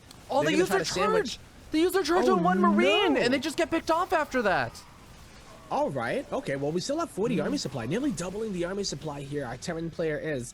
The economy for Protoss is so good, but does he have what it takes in order to actually deal with the push coming out of Don Ragu? Oh, he's pulling probes right now because he knows that this is a desperate and scary situation. Plus, his opponent pulled a bunch of SCVs, and they get on top of the siege tank, so the siege tank goes down pretty quickly. What? Marauders, I mean, they do a good job kiting, but they don't actually do a lot of damage themselves. No, and funnily enough, probes are pretty good against Marauders too. So yeah, absorb that damage a bit. All he needs to do is hold Arcane. He lost 10 workers, but he's still up by nearly double. Oh, that is a big round of reinforcements though from Don Ragu. I actually think this might be enough if he can just get some more medevacs over here to heal up his units. I actually think he might have enough, but no, he splits off of his army half and half, loses half of the army, the Marines and Marauders there, and the Zealots are enough with the Immortal to finally, I think, push this back. Oh, I believe with the Immortal coming in here. Oh, bit of a weird pull. I think he might have move commanded, but he was just typing the GG, and yeah, Arcane is gonna take it. And that is going to be a victory there for the Protoss player Arcane from Facebook Linkstagram, going up 1-0 in this best of 5. Yeah. All right. Really, really close defense over there. I actually think there was like this moment that I was like, oh no, Arcane, are you going to lose this fight? Because it started off so well. I do think there was like this moment where he was pulling back up to that high ground ramp, right? And there was this small little moment where I'm like, okay, you have a bunch of Zealots you just warped in at the third, and he's pulling up to the ramp, and I'm like, this is a perfect opportunity to come in from both sides of the Zealots. Send the Zealots around and hit those siege tanks from the back, and also you'll wrap around and prevent the kiting and all that stuff. But then he engages on the ramp, and I'm like, oh no, is he just going to get choked up? Like this. But I think there's just so many Zealots on good upgrades also that you have to kite back, and they were able to get on top of those tanks. Yeah, perfect defense there, right? Meeting it in the middle of the map. And he did a really good job picking off what he could. He did lose a few, but it was mostly just buying the time and then letting his units get that +1/+1 upgrade, and then eventually feel confident in taking the battle. Even though his Terran opponent did have +1/+1 by the end of that, it still, was really important that he took the engagement when he got that, immediately. He never committed to it until the +1/+1 was done. Yeah. So.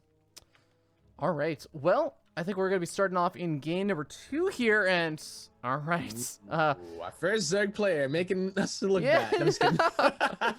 Well, we're going to be starting down here in the bottom right-hand corner of the map. Purity and Industry. It is our teal Zerg player. It is B. Sherm, who's going to be representing Team Facebook Linkstagram. And up over here, on the top side of the map, we have our blue Protoss player from Team Raytheon. It is Newbie. Dude, I love this man, by the way. So when I said making us look bad, I meant in the sense of, wow, Zergs are a bunch of cheaters. But I actually love this against Protoss because, this was this drone though. Oh, wait a minute. This isn't just the 12 pool. He's making us look great.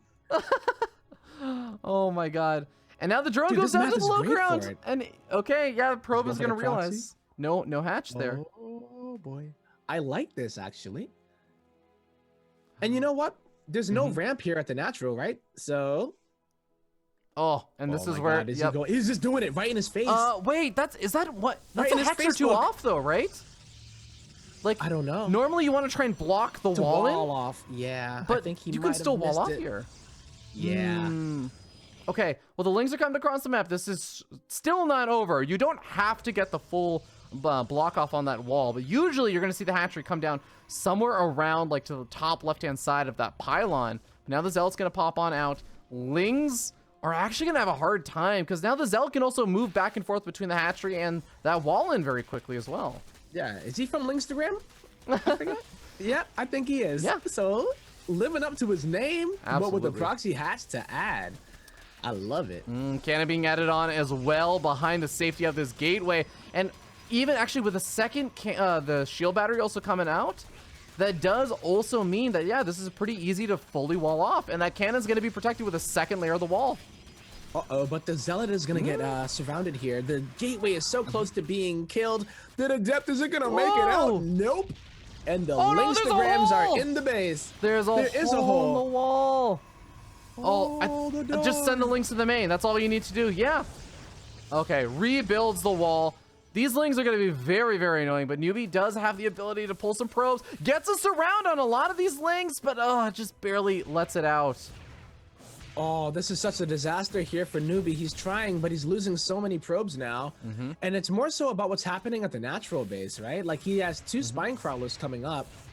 And if the queen can get out, I believe that the creep tumor will allow the creep to stay here. But I don't think it's going to happen, Fear Dragon. I feel like these 3 cannons should be able to take that hatchery out. Yeah, and after the hatchery is taken out, yes, of course the spine crawlers can whittle away at the cybernetics core and stuff, and that is going to be really annoying because that's going to delay warp gate technology and stuff. But I think right now, Newbie, you have some probes. You have 120 gas. No, he doesn't have it. No, cancel warp gate. Start up a Stargate or something, because I think as soon as you do that, you're in a phenomenal position. Misses the chance though.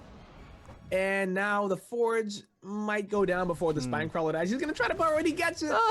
I mean, the spine crawlers are gonna start taking damage now though for being off. Yeah. Oh, it didn't burrow. Wow, it missed. I'd never seen that happen before. Like, do you have to? Before? Yeah. Does the creep have to be there at the end of the burrow animation or just at the beginning? I don't know. Maybe he actually canceled it and then just walked it back on purpose. Oh, maybe. Yeah. I don't know. Okay, well, but as it stands right now, I would say that Newbie is not dead by any means, right? He's gonna lose the Forge, sure, but I think Newbie's actually in a much. I actually think that Newbie's in a better position because of how late B-Sherm's hatchery is. The fact that B-Sherm did not have any gas, which means Zergling's speed's gonna be delayed, Lair is gonna be delayed, can't get a Roach Warren or anything else up, and a Protoss player that has a very well defended natural. And a Nexus coming down at the same time as a Zerg player on a higher worker counts, like that's all really good signs for the Protoss. It is, yeah. So it's gonna be up to B-Sherm to figure out how do I want to approach this game. You know, am I gonna go for a round 2, maybe stay on hatchery tech and just I don't know if a Bailing Bus wouldn't. I don't think that would be the best. Ravager Ling all in might be the better idea here off of 2 bases, but like you noted. Being 2 bases versus 2 bases and trying to do that, I don't know if it's actually going to work out. Oh, that's a supply block right there with that Overlord going down. Well, the hatchery's about to finish, so I guess I will give some supply, but yeah, okay. Not the end of the world. Right? Yeah. I mean, that was perfect timing, maybe unintentionally, but you know what? The typical proxy hatch, build 2 spine crawlers, lose everything, but send your Overlord in so that the hatchery times out built. Perfect. I love that timing too. But you know what? I mean, not for nothing. This wall is a very awkward wall for the Protoss. It is. So very well defended, but it is very difficult to get out. Yeah. I think there's this little. Can the Stalker fit through that gap that's at right now on the left-hand side? I think so. I think so too. So? I think that's a gap, right? Surely. It should be. Okay. We'll find out soon. My name is Kwame, not Shirley. Come on. You know me. You know me. Okay, fine. I'll give you that one. 2-base layer, like you were saying, I actually think Nidusworm may not be a bad follow-up over here, just because Purity Industry, I mean, you look at the size of the main base, I think this is actually just a prime location for some of those Nidusworm shenanigans. Nidus play. That would be great. But you know what? It's going to be the Protoss that is going to be the aggressor. I believe Resonating Glaives is already done. And now we have a Warp Prism on the way. But I think there's a lack of gates here. You know, there's only 2. So he has the tech, but he doesn't have what he needs in order to actually make it work. Yeah, this is almost he's adding to it. Yeah.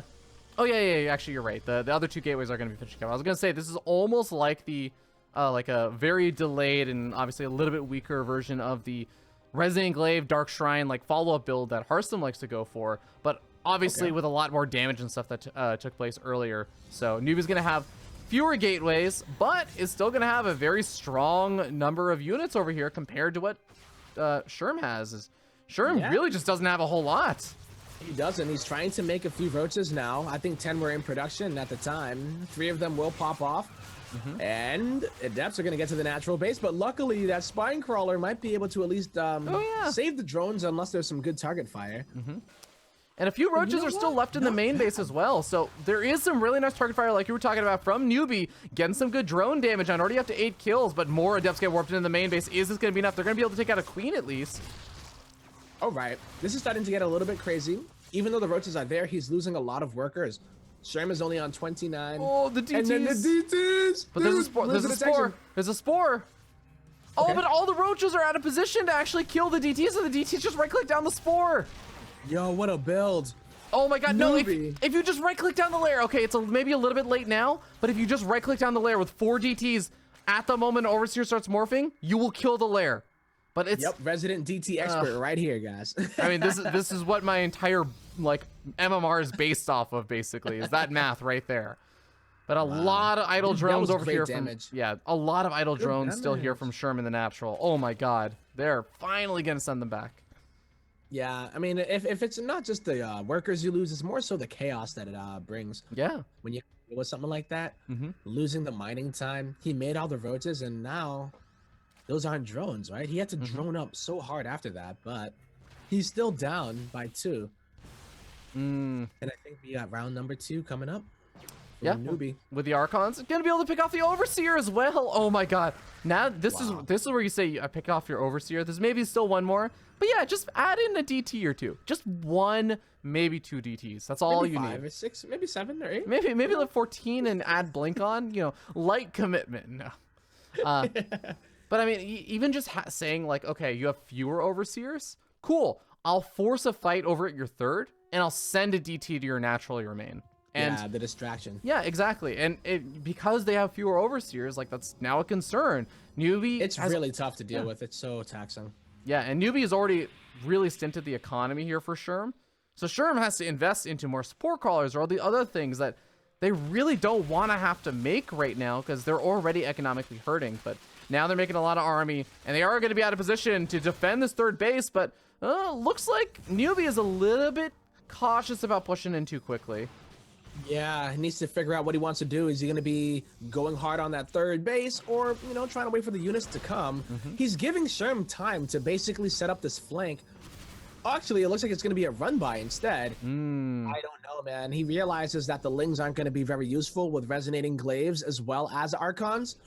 So he has to use the Lings to do something else right now. Oh, but yeah, now this army is starting to look really, really strong. The Corrosive Biles do get some great connections, but they don't get the Warp Prism, and I think the Warp Prism is going to really be the thing that causes all sorts of headaches and problems here, because now Newbie is just going to continue to reinforce, might lose the 3rd base, and actually definitely will lose that 3rd base, but gonna get natural and main base in exchange.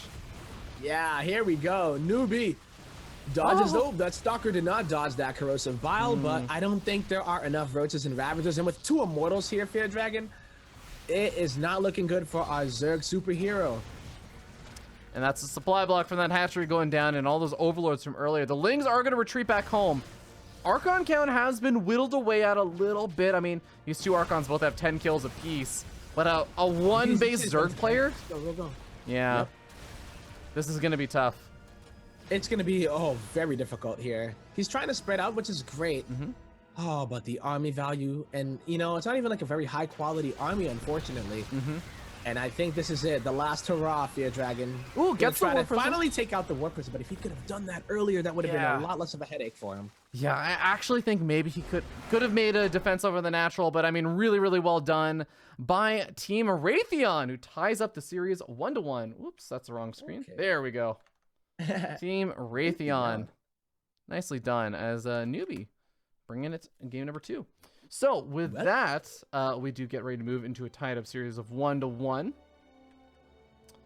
And I believe that something did happen with game number 3. I didn't see any notes or anything, but as far as I'm aware, game number 3 has 2 players, and I was trying to write down the names of all the players and stuff. And a player for Team Raytheon was Smoky Gun. The player Okay. for team Did he get fired? No, the player for team Facebook Linkstagram is AI very hard. So I Oh, think that this was actually a default victory there for Team Raytheon. That's what I'm assuming it was. okay. So So Raytheon is officially 2-1. yeah, I think that they are actually 2-1. Since game number 3 was like a fill-in replay. So we get Okay. removed to game number 4, which is going to be QXC versus Catfish. QXC from Team Raytheon, as I believe he's working with one of the teams that is like Raytheon is partnered with. They're partnered with another company that QXC is working at. We got Yeah. QXC up in this, what? With the purple and everything? Yeah, What man. year? It's What year good is this? time. Good times. Now, Catfish is actually a former Amazon employee and someone who used to play a lot for Amazon in the CEA in the past.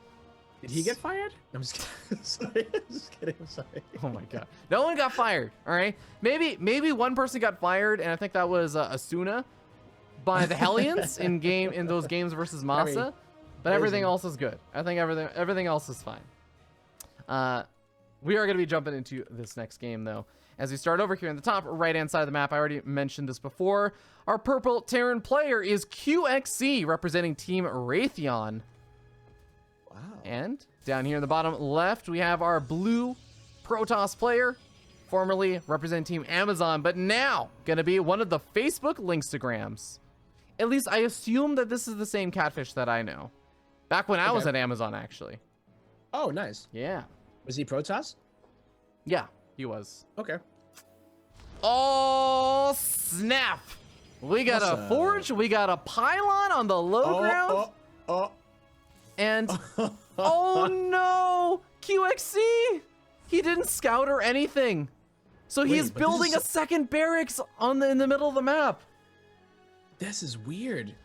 I mean, what do you think of this, though? Because, like, oh, this is not just your average cannon rush, though.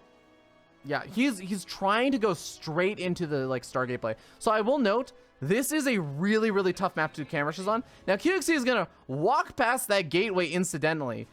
Catfish knows. He knows that there's something going on, and he finds the SCV. Can he kill the SCV before the barracks completes? This is All right, critical. RNG, bless RNG in chat. Bless RNG, QXC. Oh, He's trying. Oh my God. Nope. I think it's too Oh much. my god! This is no. And now there's Ooh. another cannon going up. You were not going to be able to get an SCV over there very easily. Where the heck did another that guy come SCV. from? It was a scouting SCV. Oh my god. It was an SCV that made its way all the way toward the center of the map. And it was like, nope, gotta go back and finish that. And he did. Yeah. He did. He had the schematics in hand. Like, I know how to do that. And it's 2 Racks Reaper over here. So this is a really, really tough spot for Catfish, who has a gateway on the other side of the map. And normally, when you see that there's going to be like a Reaper coming out across the map, you want to have a pylon on both sides of your mineral line, or sorry, a cannon on both sides of your mineral line. The cannon placement over here, I think for Catfish, does leave a little bit of room for those Reapers to be like right to the, or directly to the left of this gas geyser on the left-hand side. Okay. And I think that they can still attack some probes from there from a safe distance. Yeah, we'll find out Yeah. here, right? First cannon being up. Oh, And that's this why Reaper's usually gonna you're be so annoying. Usually you're planting the cannons on either side next to the gas geysers for that reason.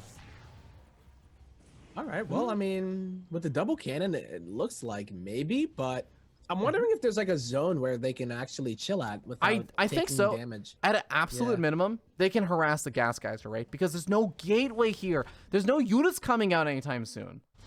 So what do you think about the proxy though, as far as that? Like QXC, The should it be proxy alright, or the proxy of Catfish, gateway? Yeah. it's gonna take a while because you get up 1 void rate and you can go and harass a little bit. And actually, you know, there are so few units here for QXC. Oh, Fear Dragon.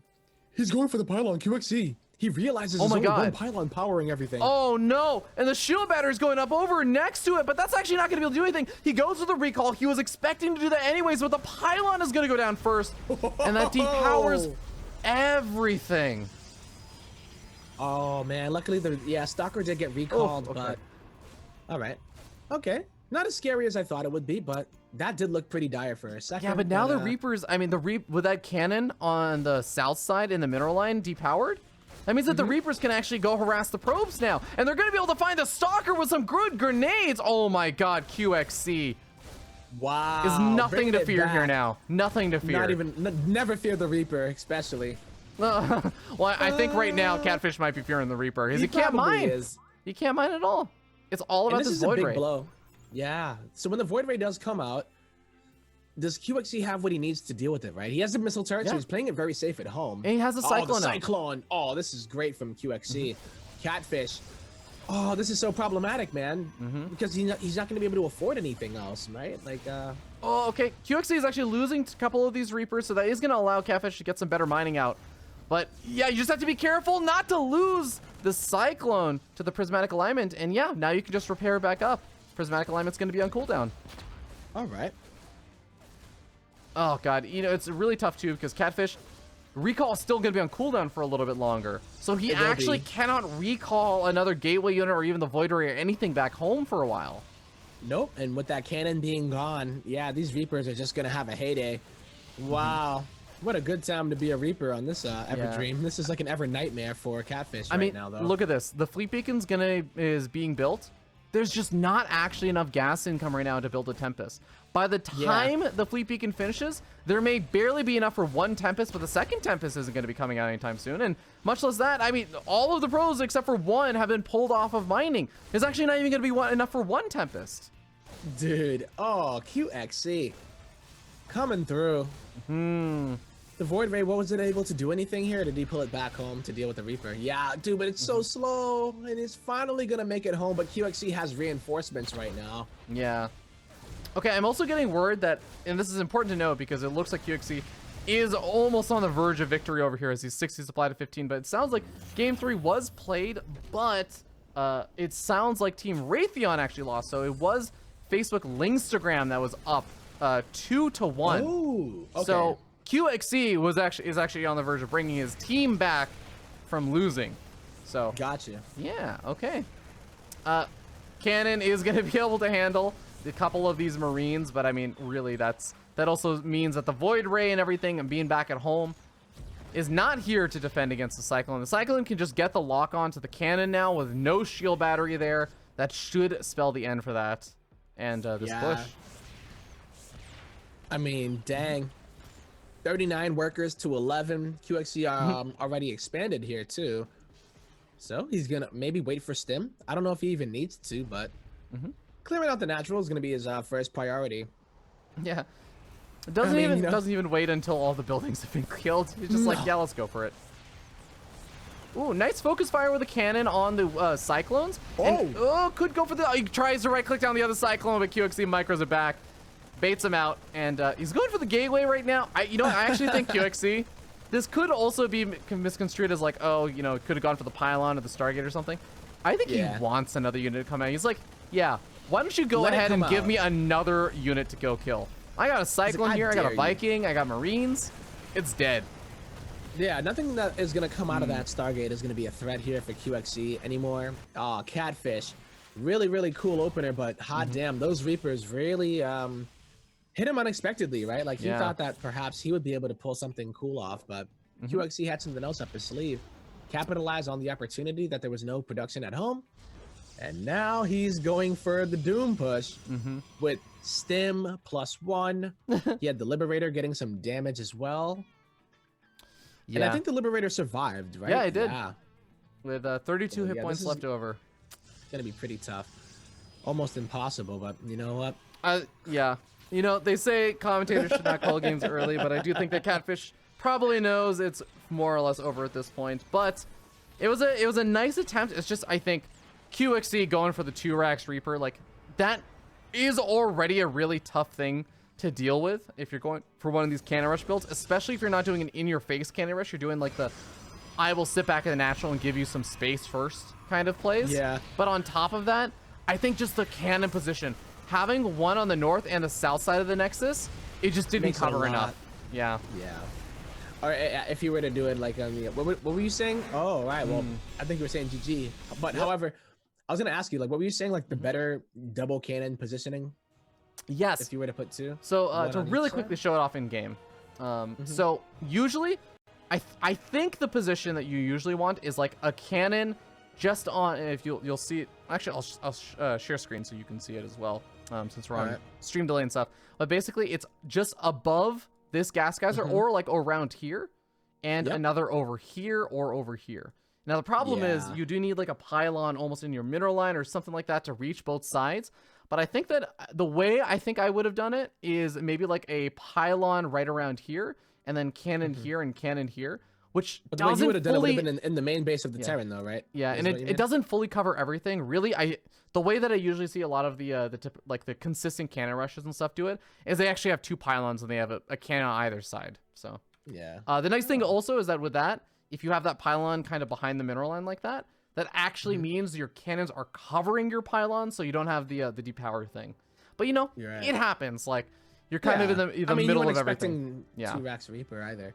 So well, that does mean we get to go to an ace match now, since it was actually not Raytheon up 2-1. It was Facebook Linkstagram up 2-1. Since it looks like game number 3 just got lost or something. All good.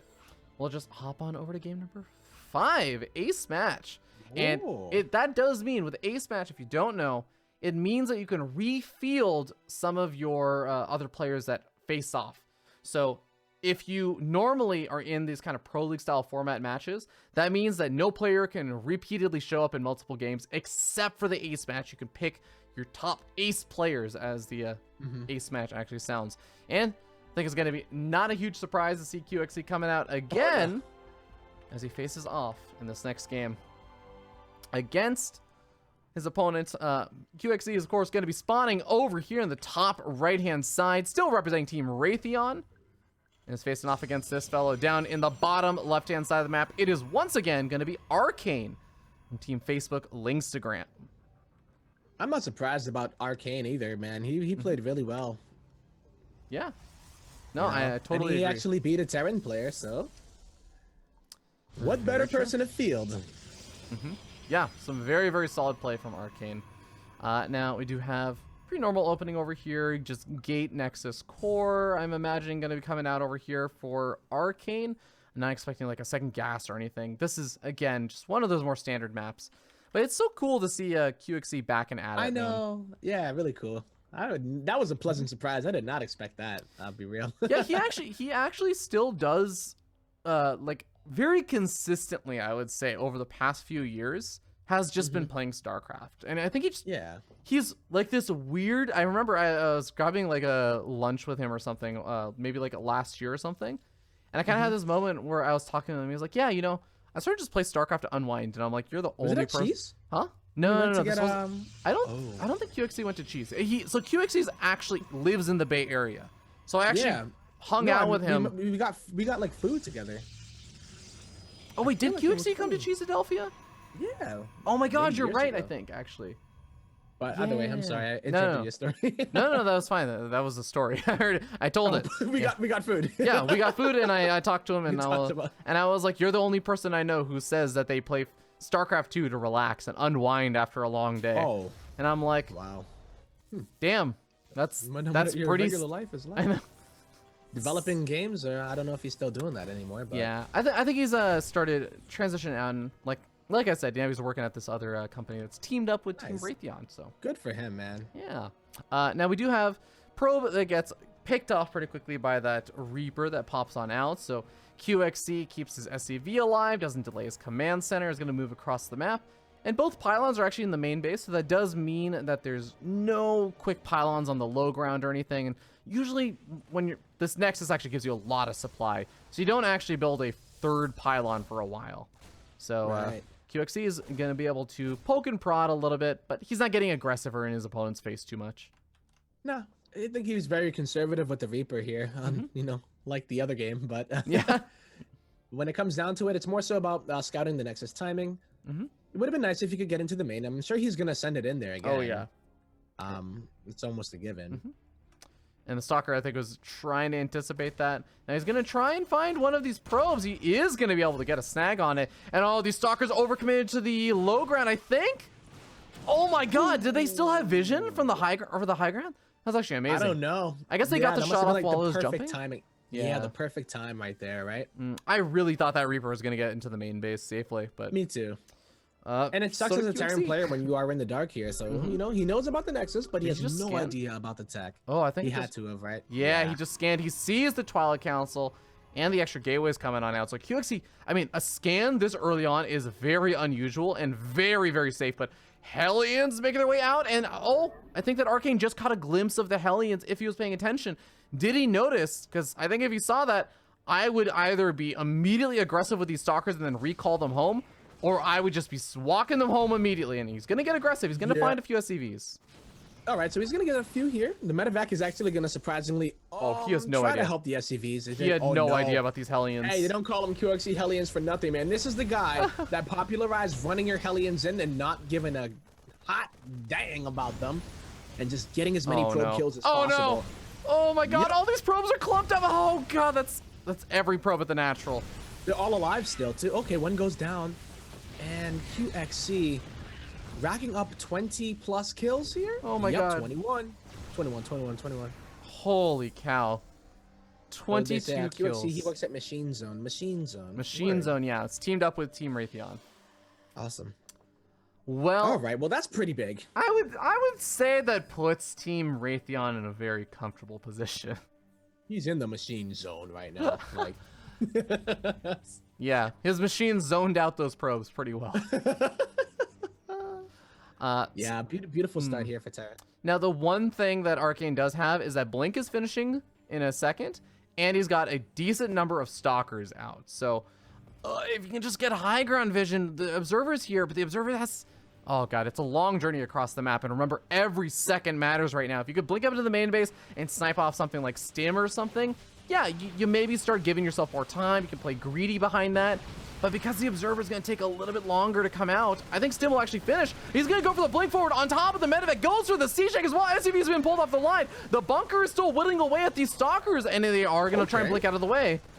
Okay, well, this actually was looking a little bit dicey when he did it. I was like, I don't know about that, but it looks like it's working out. If he can get those Stalkers out, that would be fantastic. But it doesn't look like he's going to be able to do that. Arcane going to lose all of the Stalkers, unfortunately. And now he has to worry about a QXC who is gearing up. I didn't see Stim on the way or anything. Oh, no. Stim finished. Stim was finishing right as the Observer was making his way out. So I was saying, like, even if there wasn't that big blink forward onto the Siege Shank and everything, and he had just waited for the Observer to get here to blink up to the main, he would have barely, like, with 3 or 4 seconds after Stim finished, he would have blinked up to the main. So I don't think he could have actually sniped off Stim like we've seen some of these other games.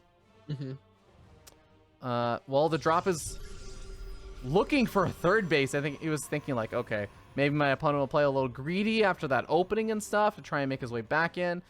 And the Stalkers are actually not too far away, so they're going to be able to react pretty quickly. But Pro's being pulled, and the Marines are still going to find a bit of damage here. Oh, man, the Marines going in. Not really going to be too crazy, but just kind of causing a disturbance here for the Protoss. Arcane gets his Stalkers there right in the nick of time. But it's more so the mining time being lost, right? I think QXC setting up for a push, +1 on the way, combat shield, siege tanks, double Marauder production too against the Blink Stalker opener. This is going to be brutal, you know? I feel like the push out of QXC is going to be so hard to hold, even if charge is on the way, you know? Yeah, no, I'm absolutely with you. It's going to be a really rough spot where it's a Protoss player almost at like 8 minutes. That's going to have charge, sure, but no upgrades really for any of those gateway units. No other tech for splash damage or anything. Third base, okay, if third base does get started, I was going to say that is like the absolute minimum to try and make some sort of economic comeback, because you're actually down in workers versus a Terran player. Again, that's not where scouted Protoss immediately. Yeah. Oh, you know, and it might be at the time where it's not going to really kick in to deal with the push, right? So perhaps if he had the third base coming up, you know, while he lost those probes, it would, you know, allow him to triple produce probes and then be able to deal with this push. But I feel like, dang, QXC is just unrelenting, dude. He's brutal, man. 26 really workers is. killed. Yeah. Okay, well, QXC is finished up with all those upgrades, and the Marauder count is high, the Siege Tank count is high, moving across the map. Did the Observer get picked off? The Observer did get picked off, so not going to spot the full move out here, but I'm sure Arcane's going to be expecting something. Something's got to be coming with this kind of a build. And, I mean, this is off the back of a third base as well. QXE's not all-inning. QXE's just saying, I think I can kill you, but if for some reason I can't, all I have to do is trade out evenly and I'll be still in a better position. Exactly. Actually takes a third base himself. So perfect timing, waits for the Nexus to actually complete. And what does Arcane have to defend it? You just give it up, I think, right? No, he's gonna... I know that it sucks, but I think you just give it up. Oh my god, actually, I think the drop tried to make its way back in and drew a bunch of the Stalkers out of position. So now, QXE's only has to fight half the army, and he actually gets a lot of free pickoffs. Wow. All right. So unfortunately for Arcane, that was kind of like his comeback mechanic here. But I'm trying to think, you know, there are no X Factor units like the High Templar or Colossus or anything like that. And this is a very scary army, man. +1 already done for the Terran. And oh gosh, bold move, Mr. Arcane. Yeah. Bold. The Nexus does not complete, losing more probes. Finally, the medevac for this annoying as hell drop does get picked off. The Marines are eventually going to die here, but they actually snag a few more workers in the process. And QXE just says, yeah, I'm happy with that. Doubling the supply of his opponent almost now. Yeah. Good target fire there from QXE, by the way. Yeah.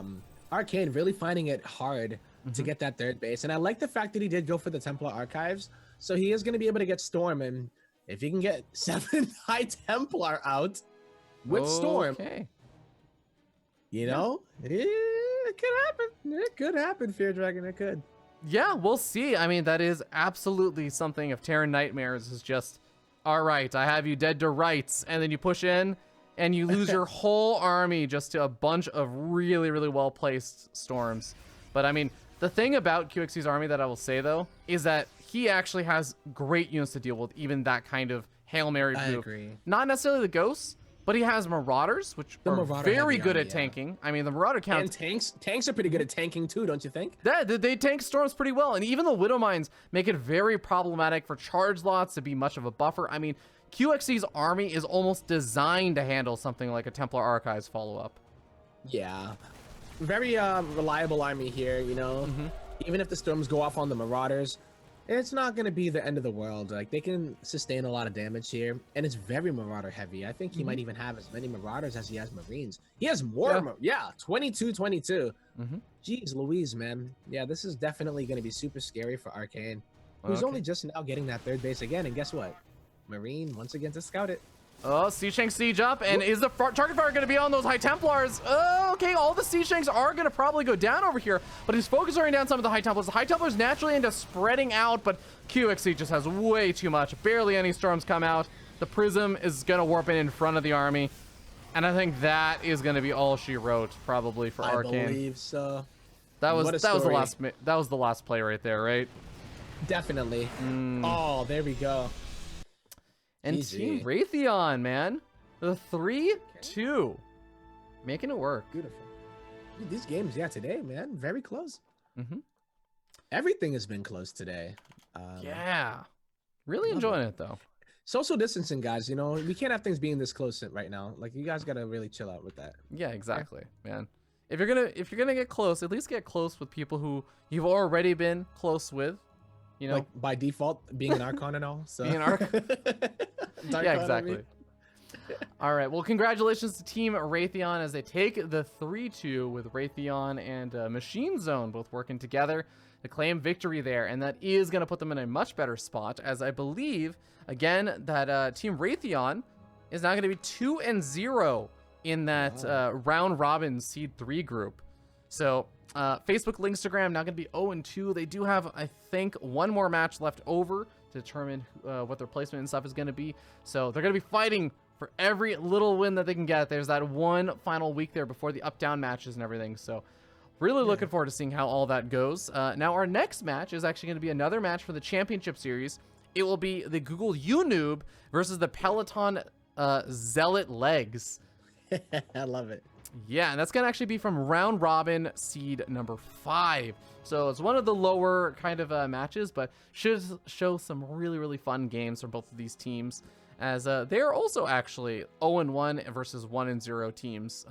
Unoob 0-1, Peloton 1-0. So we'll get that series loaded on up. I want to remind you guys that, of course, the championship series is played out for charity money. The winners get to decide what charity the prize money is going to go to. The collegiate series is scholarship money. We got to see one of the collegiate series earlier. We're going to see one more later on in the day as the final match. But that prize money is actually provided by Shopify. So big thank you to Shopify and Toby from Shopify. Really appreciate the fact that they're making SC2 esports and the collegiate scene happen, and doing it in such a way that these players can also pay off their student loans and everything, which is a really, really amazing effort. God knows I'm still paying mine, so. A lot of us are. But thank you guys so much for watching. We'll be back in just a little bit with the Google Unoobs versus the Peloton Zealot Legs.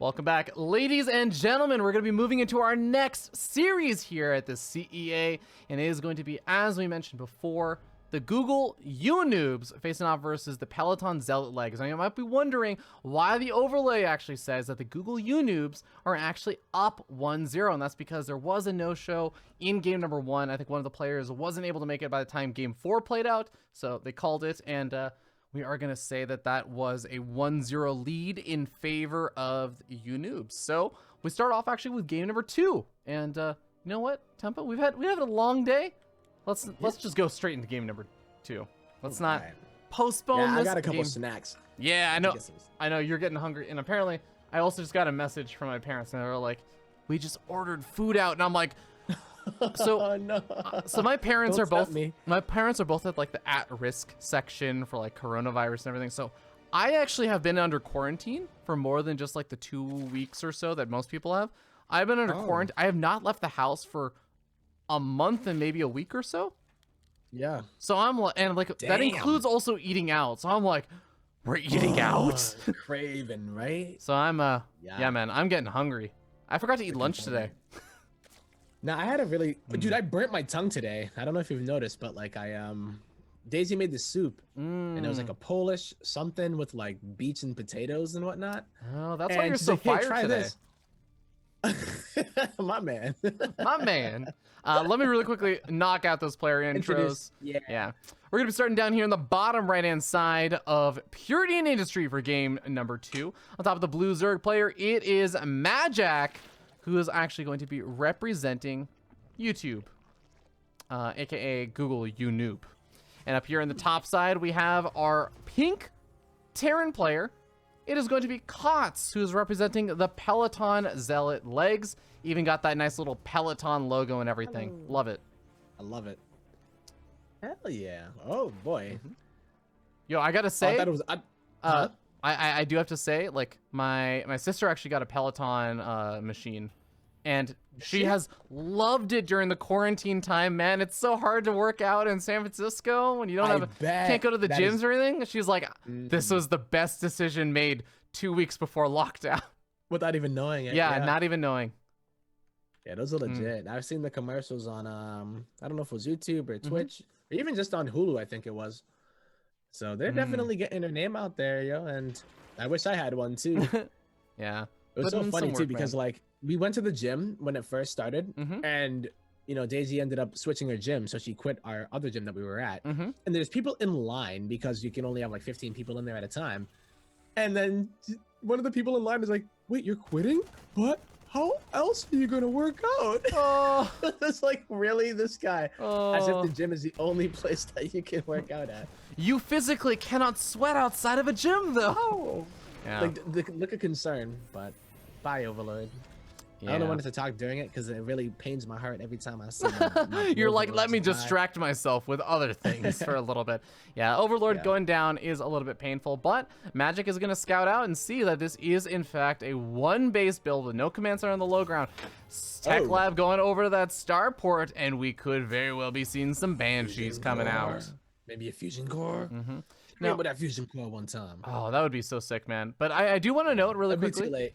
Oh, he did it! Yeah, I was gonna actually say that again. Like, while this is I think this is actually gonna be one of my like more favorite matches for today, just because I really enjoy seeing people who are not necessarily like Grandmaster League or Pro League level players and everything. You get to see a lot more creativity, a lot more innovation, and like weirdness that comes out in odd situations. And this is one of the lower bracket matches, so I do think this is gonna be a pretty fun one. But yeah, you should note like. Don't necessarily apply your normal pro gaming logic to the builds and everything. No, dude, the Lings actually saw the fusion core. Really? By the way. Ooh, okay. What? If Magic clicked on it, you should know. I don't think he did. I don't think he clicked on it because we don't see a spore crawler in the main, and not in the net. Oh and no, Baneling Nest. That's not what you want versus a battle cruiser. No. Oh no. I mean, maybe the idea is to like bust while the battle cruiser's on the other side, but you need to protect against the battle cruiser or else you will die. Yeah, that could work, especially the fact that there are a few roaches that were made and are moving across the map. Regardless of intention or not, Magic might actually be able to try and bust through here. Like you said, with a few of those banelings, I mean, Starting to mine some gas. Might want to get a second gas, especially if you're going to go for lair with all of this. I think with 2 gas guys, you'd have enough to actually morph in the banelings and do something here. I mean, I think so. Okay. I have no idea how to call this, man, because what happens usually is that the Terran doesn't have enough at home when this push will hit. Yeah. But the battlecruiser will clean it up eventually, and then it can go to the other side and then kill everything too. Yeah, that's very true. Actually, it's really going to depend, because if Kotz just immediately says, like, I'm going to quickly, immediately run across the map and teleport over, and this is what I was talking about. You teleport over, so now it's going to turn into this weird base traded situation, potentially. Although, okay, I mean, Hellions roast the first unit or two. Oh, Majak. Oh, Majak is actually going to pull... Yo, he needs to try to get something done, but he does not have the tools to deal with the battlecruiser right now. Not even a little bit. Oh, I think he's only on 2 queens, Fear Dragon. Now 1. Tempo, Magic's pulling back with... I think he's sending him back across the map. He just realized all of the units that he had over there are all ground units. They're all banelings and roaches. They wouldn't help versus the battlecruiser anyways. So Regardless. I agree. You got to get at the spore crawlers and the natural and everything, and you just got to go for the bus. But they just lost an extra, like, 15, 20 seconds of time. Oh, no. Oh, the damage. Okay, double spore crawler is actually really good here, and only 3 drones, surprisingly, have gone down. Yamato's done, though. Yamato's done. Yep. You could actually potentially just get the queen and then Yamato down to spore. No! Oh, battlecruiser goes down. Dang. Okay, so that is like your ace right there. So now you got to deal with this actual push. Oh, man. Wait, Kotz it actually happened to me. Oh, did no, Kotz is... Yeah, no, yeah. The push busted in, but there were just way too many Marines and stuff. I think that the extra 30 or so seconds just allowed another round of production or 2 to get out for Kotz, and it was just way too much there for Kotz. All right, well, unfortunately for Majak, he did try to get up in there. If he did go, like, as soon as the battlecruiser teleported over, I think that would have been, pretty devastating. Like, he would have broken through, maybe got some SCV kills. Yeah. But as it stands right now, he's on 2 bases versus 2 bases right now, and he's lost a few workers, but he got a battlecruiser. I would think 8 workers for a battlecruiser isn't too bad, but... Yeah, it's definitely something. Second battlecruiser is out, and it's going to teleport around over to the main base again. With Yamato done. Now you can Yamato down 1 spore and kill the other one. What if you like Yamato the drone? Dude, it's happened to me, man. Dude, I've accidentally misclicked and Yamato'd creep tumors instead of army units. It is, and I did it in a team game too, so I got made fun of by all my teammates. Oh no, was it a 4v4? So it was a 4v4, and it was with exactly who you think it was. It was a zombie grub pig and Maynard. Yep. Yeah. All right, so I mean, the second battlecruiser not going to be as effective, but yeah, we're gonna get the spawning pool maybe. Wow. Okay, that's actually that's very a annoying. decent pick off. Yeah, as long as it keeps it alive. It's not being remade either. Fine. Nope. Transfuse. I'll get it down. Yamato more than halfway goes. off a cooldown, and that's all you need. Yeah. And the battlecruiser can return home and be repaired on up. Kotz also has a natural expansion, but is primarily just mining gas from it. Only a few SCVs on minerals. Could probably transfer workers over once Kotz realizes what the deal is over there. But I think Kotz is just focusing on the micro of moving these Hellions out across the map, sending that battlecruiser hopefully back home to get repaired soon. Wait, there are no ground units, Fear Dragon. Okay, no, he has a few, but they're in the main. Ooh. Oh, no. I think this might have been a little bit of F2. Grabbing all of these units and trying to maneuver around as like the immediate reaction of like, oh, I'm getting attacked in the main, even though it's a battle cruiser. And I think it hurts a bit. It does, in right? reaction time. Yeah. SC2 is all about taking advantage of like vulnerabilities and timings, and I understand it happens to all of us. Okay, it does, but and you freak out when a freaking battlecruiser shows up at your base. They're so frustrating to deal with sometimes, man. They just don't die. They really don't.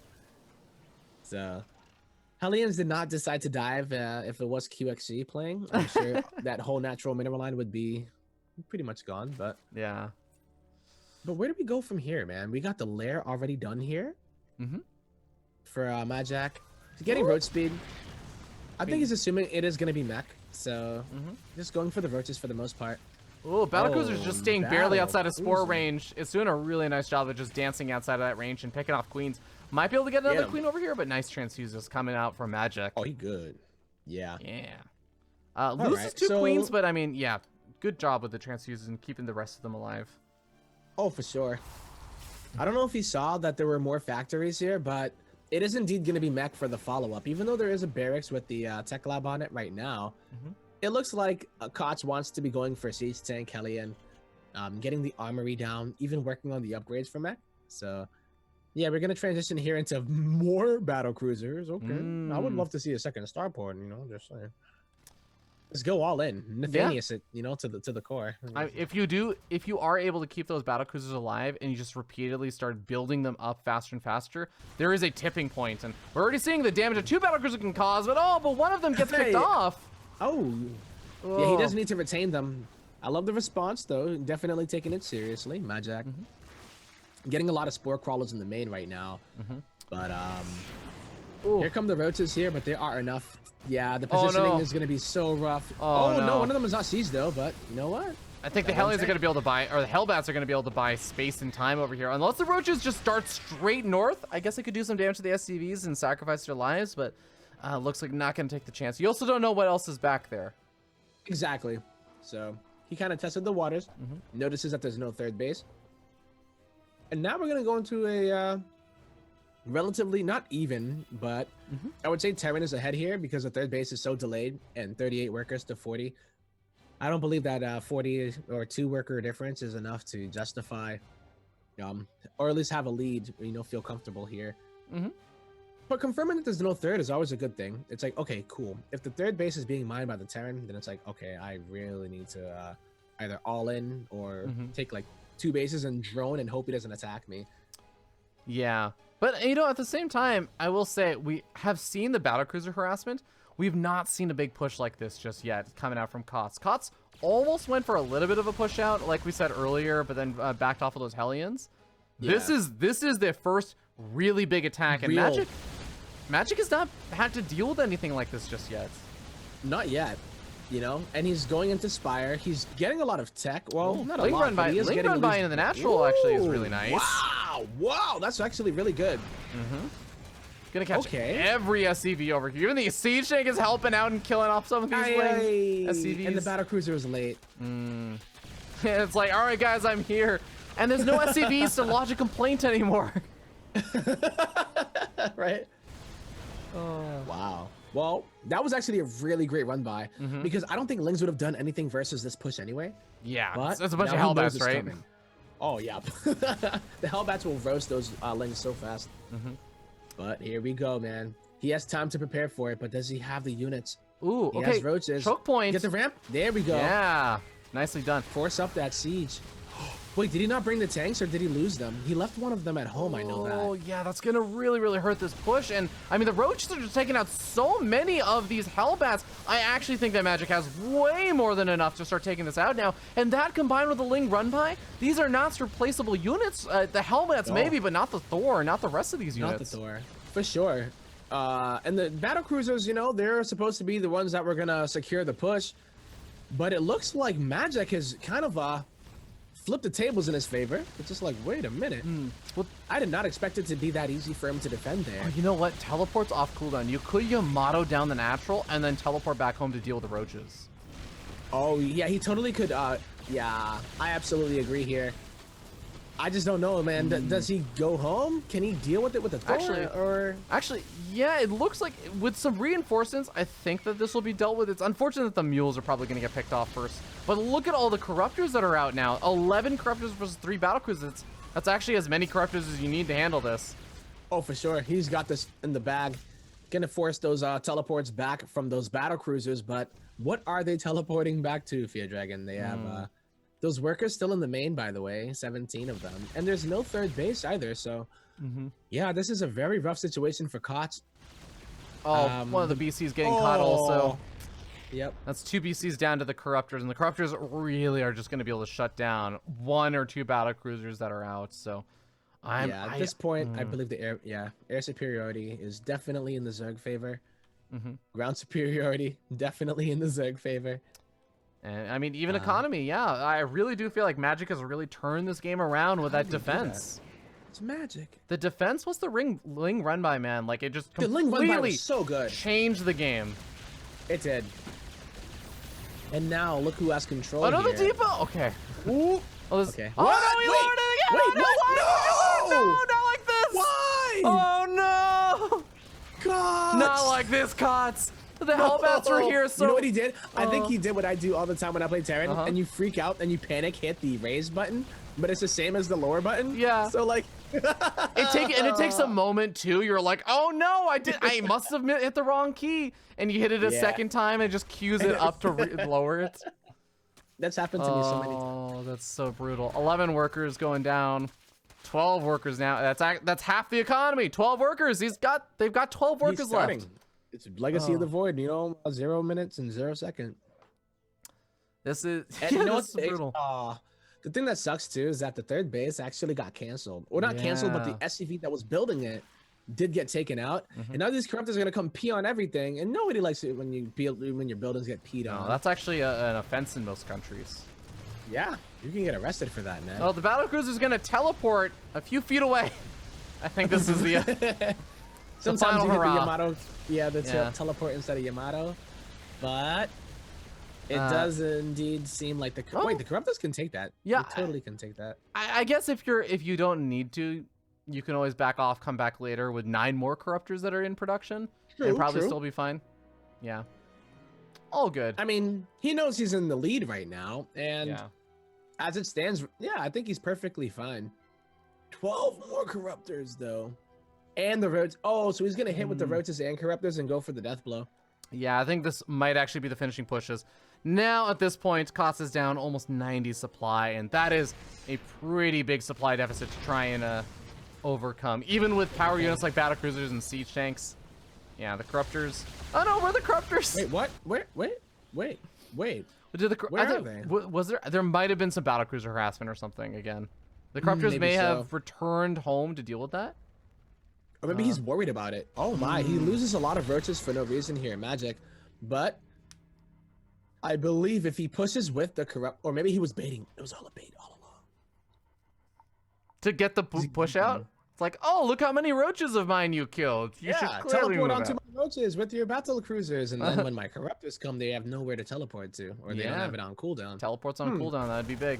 But I mean, there are enough corruptors here that they think he can one-shot one of the weakened battle cruisers. There's no teleport out immediately, kid. They are in. Oh no, it teleports. Wait, no! Oh, that's not where you wanted to teleport. Wait. What? Corruptors are like, look at the balls on this guy. I don't can't mess with him. Wow. Oh no. Okay, well, corruptors can still go for caustic spray like you're talking about on the rest of this. Going after the starport. That's actually the reactor starport, not the battlecruiser one, not the tech lab. And he is gonna get it. And now the last battle cruiser will fall. But now the roaches stay home for this one. But that's all she wrote. Fear Dragon. GG's gonna be called. And it's Google Unoob, man. Google Unoob. Back. What a god. Magic is gonna make it work and bring up the team 2-0. Now, I do want to note that I'm not sure exactly how precisely this played out, but it's worth noting that Google Unoob got the game 1 victory off of a no-show, but they no-showed and they decided that the no-show was there at after game 4. So that was when they decided to declare that a no-show. So it's possible that this ends up being like, I don't know, a 4-0 or something like that, or like a 4-1, whatever. So we might actually, if for some reason Google Unoob actually ends up winning this next game as well, that we might have a 3-0 lead, but they just didn't count it as such just yet. So just a heads up on that, as we might have a weird situation here. In the overlay, I mean. But with that being said, we can move into Golden Wall for game number 2. And it's going to be, yet again, another Google Unoob versus Peloton Zealot Legs. What a fun game number 1. Oh, that was really fun. Yeah. For sure. And now we get more Zerg. Yay, ZVP, baby. Let's go. And before another 12 pool. You know it's going to be a 12 pool. It's going to be a 12 pool. Like, you absolutely know it's going to be a 12 pool. No. They built a drone. Kwame. Wait for it. What, 13 pool is standard. 13 you know, pool, no 13 regret pool. would say. No regret would say. Oh, no, there's the overlord. All right. Well, we're going to be starting down here in the bottom left-hand corner of the map. Top of the red Protoss player representing Team Peloton. It is Iceman. And down over here in the bottom right-hand side of the map, we have the blue Zerg player. It is CEA, going to be representing the Google U-Noobs, up either 1-0 or 2-0, depending on how you look at it. Yeah. Okay. I love this map. ZVP, I wonder if he's going to take the gold as his nat. Yeah. Have I shown you the Fear Dragon build on this map? I don't believe you have, unless you play a barcode and you did something to me and I didn't know it. Okay. I do not, so no, you haven't seen it then. So what do you do, actually? It's far too late, but I think it's a fun build worth sharing. Can work in, I think it works pretty well in all 3 matchups, but Zerg can sometimes be a little bit tricky. But what you do is you send out 2 probes at the very beginning of the game. You go to those center minerals, like the center of the map. They're each 5 minerals each. You mine out both of them, all right, with your 2 probes at the very beginning of the game. And then you send them over to that low ground area outside of your opponent's, like the other potential natural that is blocked off by minerals. By the minerals, yeah. You build a pylon over there, and you build a gas geyser on there. And what you do is you mine gas, so your probes drop the minerals they were carrying. And then you go and mine the minerals over at that wall. And then you go and you'll drop the gas and you'll have minerals in your mouth. Then you go back and mine gas. Meta. And you do that for, you do that, I think it's, let's see, 4 times because it's 20 minerals. So you do that 8 times total. And you'll have mined it out. And in the meanwhile, while you're doing all that, you're building 4 gateways and rallying all 4 gateways of zealots into your opponent's main. And you hit them from the back, man. No one sees it coming. What the hell? Do you have a VOD of this? I do. I did this on stream the other day. Yeah. Oh, I'll send you the link later. Yeah, I need to see this. It's glorious, man. What? That sounds beautiful. I call it the Rubby flower because there's a flower build that a streamer named Coconut has created. Oh, okay. But this is the Rubby flower. The Rubby flower. Yeah. I like it. Holy moly. Very standard stuff going on in the game. Yeah, guys. Unfortunately, not seeing the Rubby flower this game, but you know. Not the Rubby flower. There's still some other very strong ways to play this. No gold base either. But you know what, man? If you want to play it safe, that's cool. I'm cool with that. Iceman and Scuzzy. Yeah. Now, with the little wall off over here, Iceman should be safe against a lot of the Ling run bys and everything, but I think it's one of those things you always have to be a little bit cautious of, that your opponent mines out their minerals on the south side of their main base and then opens up the pathway, maybe gets some like Ling run bys or, you know, weird shenanigans happening on that south side. So always got to be mindful of that. Keep an eye out there. Mindful for sure. Twilight Council finishes up. I'm wondering. And we also have a Robo on the way. We could be seeing potentially another one of those like Adept builds, or this could go into a Dark Shrine or something. No gas guys at the third or the natural yet, though. No. Okay. Yeah, I don't know. I feel like if it were to be the DT one, we might have seen the Dark Shrine before the Robo. But you never know, right? People like to do things their own way. So I think, oh my god, and there it goes, yeah. I think usually you do actually want to get the Robo before, because the way it works out timing-wise, the Dark Shrine does take a lot longer, but the Robo has to finish, make the Warp Prism, and then the Warp Prism has to get across the map. So all of that time combined means that the Dark Shrine has time to finish, even if you started after the Robo. Yeah. Because you want the Dark Shrine to finish the second that the Warp Prism gets across the map and is in position to warp in. That makes sense. Yeah. Yeah. I just know that it hits me, and you're just like, I just know it hits me, and I die to it. You know what sucks about it too, man? I'm like, oh, word, he's doing DTs. I got this, yo. Got my roaches out, and then he hits where like my roaches aren't. Yep. Targets down the spore because I delay layer because I'm greedy. Yep. And then I'm like, well, that sucked. Every time, man. DTs are my nemesis. Yeah, man. We should play sometime. Oh, he got supply blocked, by the way, Fear Dragon. So that would have timed out perfectly, like you were saying. But Iceman didn't end up getting supply blocked, but he is doing some decent damage, or about to be, with the adapts. Yeah, and that supply block that you were saying is not going to delay the DTs. It's going to delay the Warp Prism warping in the DTs. So I guess it does delay the DTs eventually, but with so many roaches already out for Sukazi as well, that, man, the fact that there were no spores, the lair was not done, that was actually like a prime opportunity, but Yeah, those little things make a huge difference in these kind of games. Stressful situations cause more builds or build mistakes too. No, I agree, man. I feel like if Iceman had that, didn't have that little bit of a hiccup in his supply, he would have been able to hit and done some great damage here. But now the Warp Prism is spotted by the Overlord. Because he doesn't know that it is DTs, but he also doesn't care at this point, I don't think, because he does have the lair up. So doesn't have an Overseer morphed yet, Overseer though. Ooh, you're right. Yeah, and Tempo. Okay, the Overseer does start, but the Overseer starts on the other side of the map. Tempo. The math on this is once again flawless every time. If you unload all 4 DTs and get the first swipe off on that lair before an Overseer starts morphing, you will kill the lair is dead. The lair is actually dead. It's dead. If he does not stop attacking this, the lair should die. Oh my god, I think he's gonna do it. Oh, and he gets it. Yep.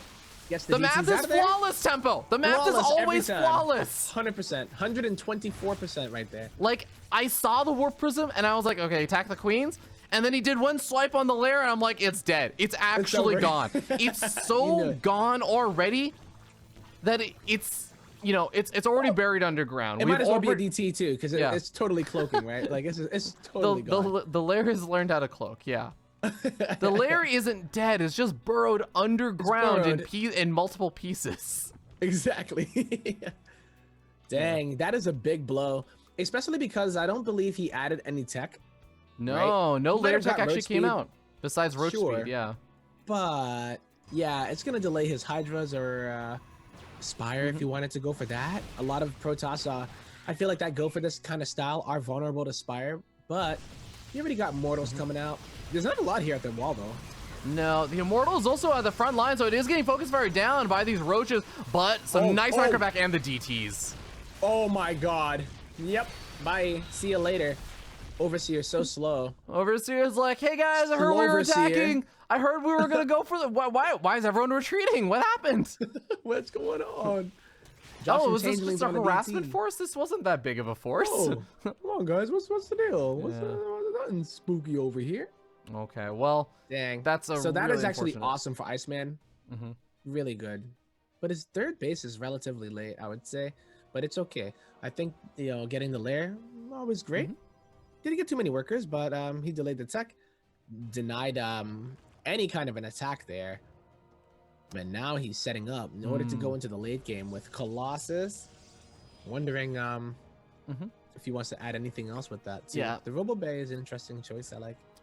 And when the Colossus is going to be finishing before the first Hydra starts, and you know you're going to be up against Roach Hydra, and you still have Immortals and everything alive, you know that Iceman's going to be feeling really, really comfortable. But I really like this decision from Scuzzy, because if you think about it, Nidus Worm is one really nice way to play out on this map, just because it is a pretty big map.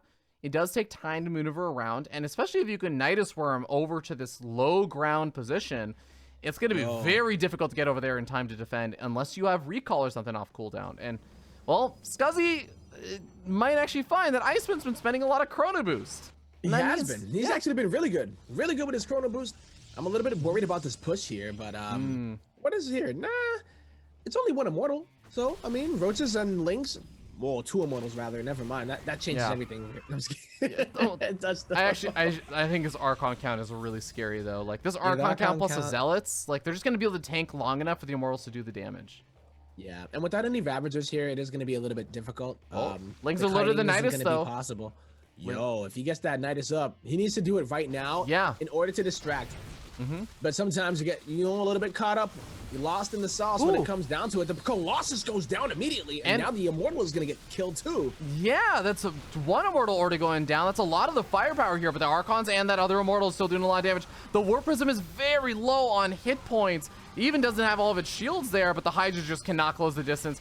And it looks like the Zerg army is getting trounced. All of those Lings are just sitting in the Nidus Worm. They could have actually been helpful for this fight.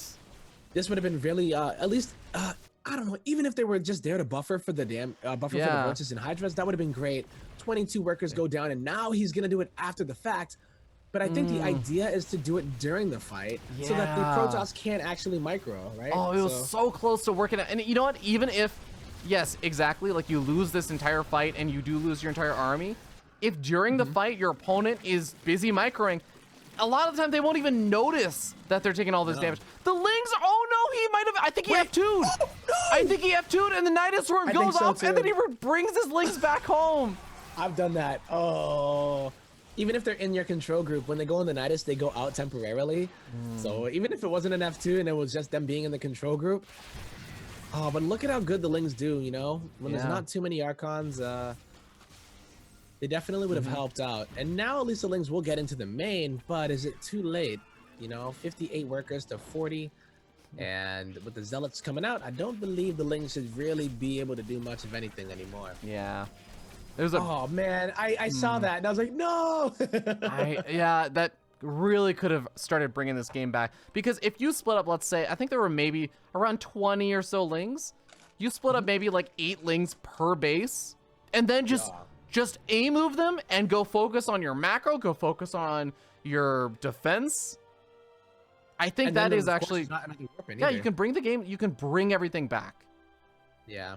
It forces warpins at home, which is not at your base, and then you can stabilize a lot easier. Yeah. I think that last warpin that Iceman did. Well, this kind of sealed the deal, but yeah.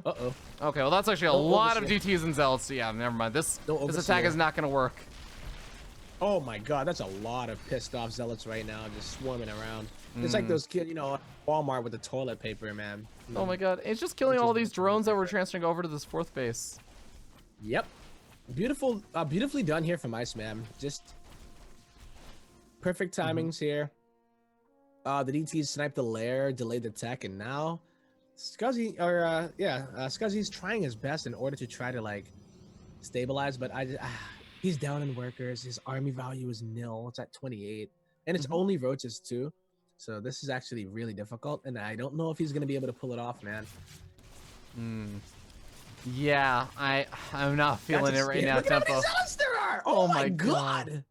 Well, okay. That's crazy. This is one of those times that you're like, you know, what if I didn't mine out these mineral patches? What if they had to filter in one at a time? Maybe that would have been better. Yeah. If only hindsight was indeed 2020 and he was clairvoyant, but oh my god, these Zealots! Dude, this is there's so many Zealots. This is crazy. It's a Zealot dance party right now. This is a meme. This is even actually the DT. Yep. Well, you know, Iceman and Team Peloton were down 0-2, but it really is looking like they're going to start bringing this series back a little bit, bit by bit. Bit by bit. Bit by bit. Yeah. Well done, though. That was actually, I like the build. And the fact that he got supply blocked and still made it work, right? Like the timing, he had it right in his mind. It's just that, you know, you make a mistake every once in a while and you're like, crap, this is not going to work. It's totally not going to work. Yeah, but man. Then it does, because Zergs like to be greedy and don't make spore crawlers either. Yeah, absolutely. I mean, Zergs are always looking, I mean, most races are always looking for those little corners that they can cut. And sometimes you get caught off guard by it. So a little bit unfortunate, but that does mean we get a game number 4 as we jump in and get ready to introduce these players here. So we are going to be spawning over here on, I believe I'm going to double check the, okay, cool. Got the names correct and everything. So we're going to be up here on the top right-hand side of the map, top of the blue Zerg player. It is Rye Wonder, who's going to be representing the Google UNoob. And down over here on the bottom left, we got pretty quick gas over here from Team Peloton. It is Argyle. Hey, if he named himself Rye Wonder Bread and he spelled Rye like R-Y-E, god damn, this guy would have been the most. That's pretty sick. I did not notice that. Rye Wonder Bread. But it's more like I Wonder. Rye Wonder. I wonder what the Rye actually means, though. Rye Wonder. Rye Wonder what it means. It makes you wonder about it, doesn't it, Fear Dragon? Yeah, that's right. Kinda Rye Wonder what it means. Good old ZVZ though, and we do have Sure. slight differences in already kind of how this build order and stuff works out, where we do see Argyle just down a few workers. Oh, the Overlord tempo. Wait a minute. It's so late from Argyle. Dude, this is a this build is different, okay? Yeah. Oh wait, no, I'm looking at Rise rather. But the Overlord for Argyle, you're right. I think it was just super late because he's going for drones and stuff behind this. His spawning pool was a little bit faster. But like, I mean, that was a really big delay. He was stuck at 14 to 14 supply for a while. Oh, okay. Yeah, I think, okay. I was trying to figure out why they were down in supply, and that's why. Yeah. Well, we're going to find out if he makes another queen at his nat, then okay. All right. Sometimes what you see though, Fear Dragon, is a build like that where you kind of like do the extractor trick and get your hatchery to make it look like a 17 hatch, and then you just ling all in right off of it. But yeah, that is not the case. You know, I believe he might have just made a little bit of a mistake, but it's okie dokie. Yeah, and we have Zergling speed on the way for both these players now. Argyle is going to start making a few of these lings. 8 lings, that's usually you don't see many Zerg players like go beyond 8, but yeah, unless you're going to go for a big all-in or something. So 10 lings. Dude, maybe he was hiding them. Yo, so he was doing it. He was doing. Yo, he pulled out a gas too, Fear Dragon. Okay. So this is what I was thinking it was, but he just decided not to do the extractor trick with it. So he did a 14 gas and pool, I guess. And then okay. I don't know. But the queen, it's all about selling it. You got to sell it. So gonna be able to step up 1, maybe. Move the links. Move the links. Move the links. Yeah. Okay. Okay. Oh my god. Oh, they see the lings. They see the lings, and the lings are running away from one ling. That's like, okay. One ling. Like, even if you just saw one Zergling running away, you're like, okay, hold on. Wait. Why are you running away from my scouting ling? Yo. But you know what's the crazy part about this build is that if all this time has passed and you've been droning the whole time and you take the third base, he didn't go for the Baneling Nest either. So this is still really tough to actually deal with. So we're going to be seeing a full wall off, but I don't think it's going to hold Fear Dragon. This wall is going to die. And then the Roach Warren is not going to kick in. Oh, no. He should get that Spine Crawler too. But I think he got the best surface area on that Evo Chamber, and I agree. Yeah. Would you, after you kill the Spine, would you immediately go after the Roach Warren, or would you go for drones? At this point, I would go for drones. You want to kill as many drones as possible. You almost want to win the game here because you are down. No, not the Evo, but if he goes into the main, kill the queens, and then go right for the drones. You do not want to kill the hatchery. I mean, you can, but I feel like losing that eco damage. Losing Lings going for this hatchery. I don't actually know that he'll get the hatchery will go down like that. And more Lings come out. Oh no, Argyle. Argyle, you had this one, but you know, it's not over yet. Damage. Day 9 always said. You want to go for the guaranteed damage, right? So you go for the Lings, you go for the queens, and now the roaches are out, Fear Dragon. And I think that's going to be enough, man. And look at that. Rywonder still up by 4 workers. He needs to get some drones here. Get like 4 workers here. Okay. That's one. And then get some spine crawlers at home to deal with the roaches. And he can kind of bring himself back here. But a lot of missed opportunity by going for that hatchery, right? Yeah. I really do think Argyle was so close to, if he just committed a little bit more to any one of those.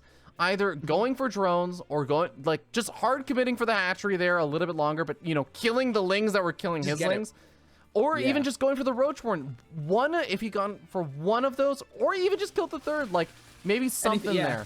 But now, getting none of them. You always want to either go for guaranteed damage, and you know, if you're gonna go for something, you just go for it, man. Yeah. Like if you don't get it and it, you know, survives with 1 HP, at least you committed fully to it and you died doing what you love, man. Yeah, you know YOLO, man. Hell yeah. Well, but now we're looking at a 50 supply Rywonder who has Roach Tech. And what does Argyle have? Ooh, boy. This is going to be such a hard hold. He's going to try to get roaches out, but he needs so much, man. Yeah. He's droning actually bold.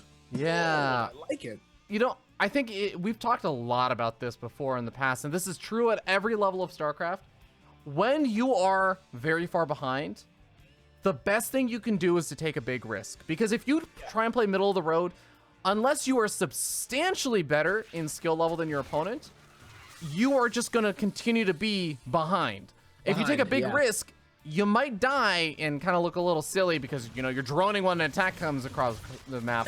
But I mean, what else could he have done, right? Yeah, I you agree. have to take a risk. I agree. And then hope that Rye Wonder would attack. But yeah. at this point in time, Rye Wonder gonna push right across the map, get a little bit of vengeance, and that Roachborn is gonna die. Yeah.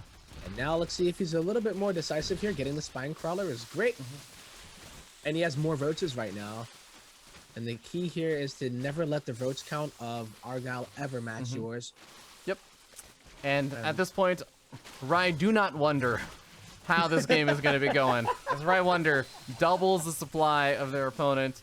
Drones being pulled off the line, and I think we're going to be seeing Argyle tap out, and Rye Wonder is going to be able to take the series, I believe, for the Ghoul Noobs. Ooh, cool. Yeah. Well done. That was fun, yeah. For ZVZ, I've been seeing some really cool late game ZVZs, but I love the interaction in the early game there. And like seeing things you can do and how, excuse me, I just took a bite of a chip, but and how like the choice of, you know, going for certain things completely flips the game, right? Like the choice to go for the hatchery meant that he had enough time, what was it, Rye Wonder, to be able to get roaches out. Like when I said the Roachborn, you suggested to kill the Roachworm. Then I'm like, dude, no, the roaches aren't going to be out in time. But guess what? When things go that way, they saved his life. Yeah. Well, okay, we're going to be moving on in to the last game, which is going to be a little bit strange because, of course, we did already see that what the end result was. But that score that you see down there is pendant on game number 1 having been like an awarded victory and everything. And for these players, when they played out these games and stuff, game number 1 had not been determined as like a full no-show and everything. So they actually played out the rest of the series just in case. So when they played this, it was actually still just 2-1. And Peloton still had a chance. But we're going to go ahead and cover this last game just for the fun of it, I think. Yeah, sure. It should be a fun game. Yeah. All right. So let us begin in our next game. So we're going to be starting down here in the bottom left-hand corner of the map in this ace match. Is the bottom right. It is our red Protoss Iceman from Team Peloton. Is it an ace match or an ice match? Both. Up over here in the top right-hand side of the map, we have the blue Zerg player. Maybe the ace player for Team Google Unoob. It is Sukazi. Yeah, I said like Scuzzy one time, Cuzzy. Yeah, it catches you by surprise because like you ignore the T sometimes and you're like, it's Scuzzy. Like Knife. Knife. Yeah, exactly. Okay. Now we do have a gateway on the low ground and everything. Just to remind you guys of which games each one of these players played. This actually was the first game that we actually ended up seeing for both of, or sorry, no, this is the second game that we saw in this series. The first game was Magic versus Kotz. Kotz was the Battlecruiser player. Magic was the Zerg player. This was the game where I think it was on Golden Wall, and Iceman tried to go for went for the DT stuff, and Scuzzy got caught off guard. I don't think Scuzzy's gonna let that happen again, though. Yo, look at this though. A little bit of a different opener from Iceman, going for the double gate. So in the last game we casted by them, not a lot really happened in the first, in the early game. Yeah. Well, this is gonna be double adept, man. I think the double gate is a reaction to the. Oh, actually, no, sorry. This wasn't a pool first. This was a hatch gas pool. Yeah, you're right. Ooh, okay. So this can be really tricky sometimes. What were you saying? Well, how do Zerg players usually interpret this? Oh man, when I see this, well, I look at it and I'm like, all right, I assume it's gonna be double adept. You know, the way that sometimes if you go for Nexus first, you can do it too, but it hits a little bit later. But double adept, if your adept control is good, you can get so many drones because slowlings are pretty useless here. They just buy time for the most part. And if he's able to get, let's see if he got some Neeb level adept control. Oh no, the supply block! All right. Okay. Pylon's finishing, so it's not too bad, but it does delay by another few seconds. Yeah. It is very annoying to deal with. You sacrifice your economy as a Protoss and you put it in the hands of your control and you say, hey, we got this, right? Yeah. And you absolutely need to, because Zerg, they get their hatchery at the right time. The third base goes up at 240, and what's gonna happen is they're gonna just basically be ahead, if you don't get anything done. So he's gonna pretty much hope that his adept control is gonna be able to do it here. Unless he stays, if he stays home, I wouldn't be a big fan of that. But Yeah.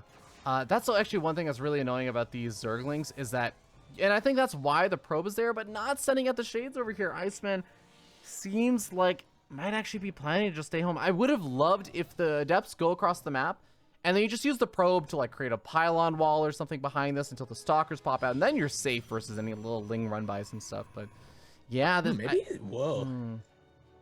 Double Stalker. Coming through with the Robo.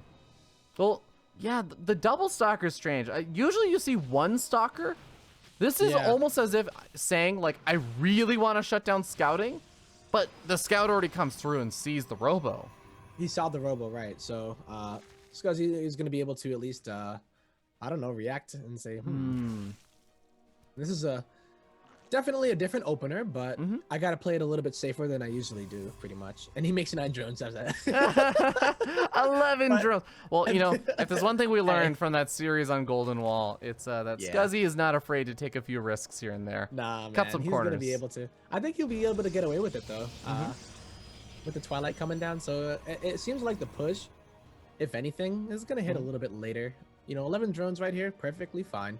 It just means that he's going to be so ahead, man. I feel like whatever push will hit is... Oh, I feel like it's going to get shut down if he puts down his Roach Warren. Yep.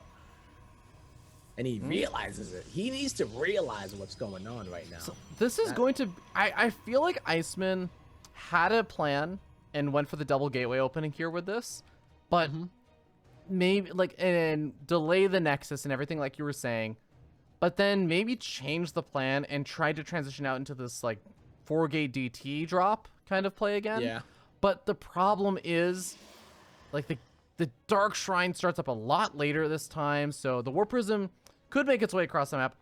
Unless this is also like I'm making a ground push alongside the DTs with an Immortal or something. Maybe that's the plan here. I think that would be the best bet. I don't know if the Oh man, it gets scouted. So this is actually really good here for Scuzzy, right? He didn't know about the DTs last time, and they caught him by surprise. And now he's making 3 spores. He has his lair done already, Fear Dragon, and we got +1 road speed coming up. And he's droning. Oh man, he's living on the edge. But I think if he gets his roaches out in time, he should be fine. But you never know, man. Deets, they're misreading me, man.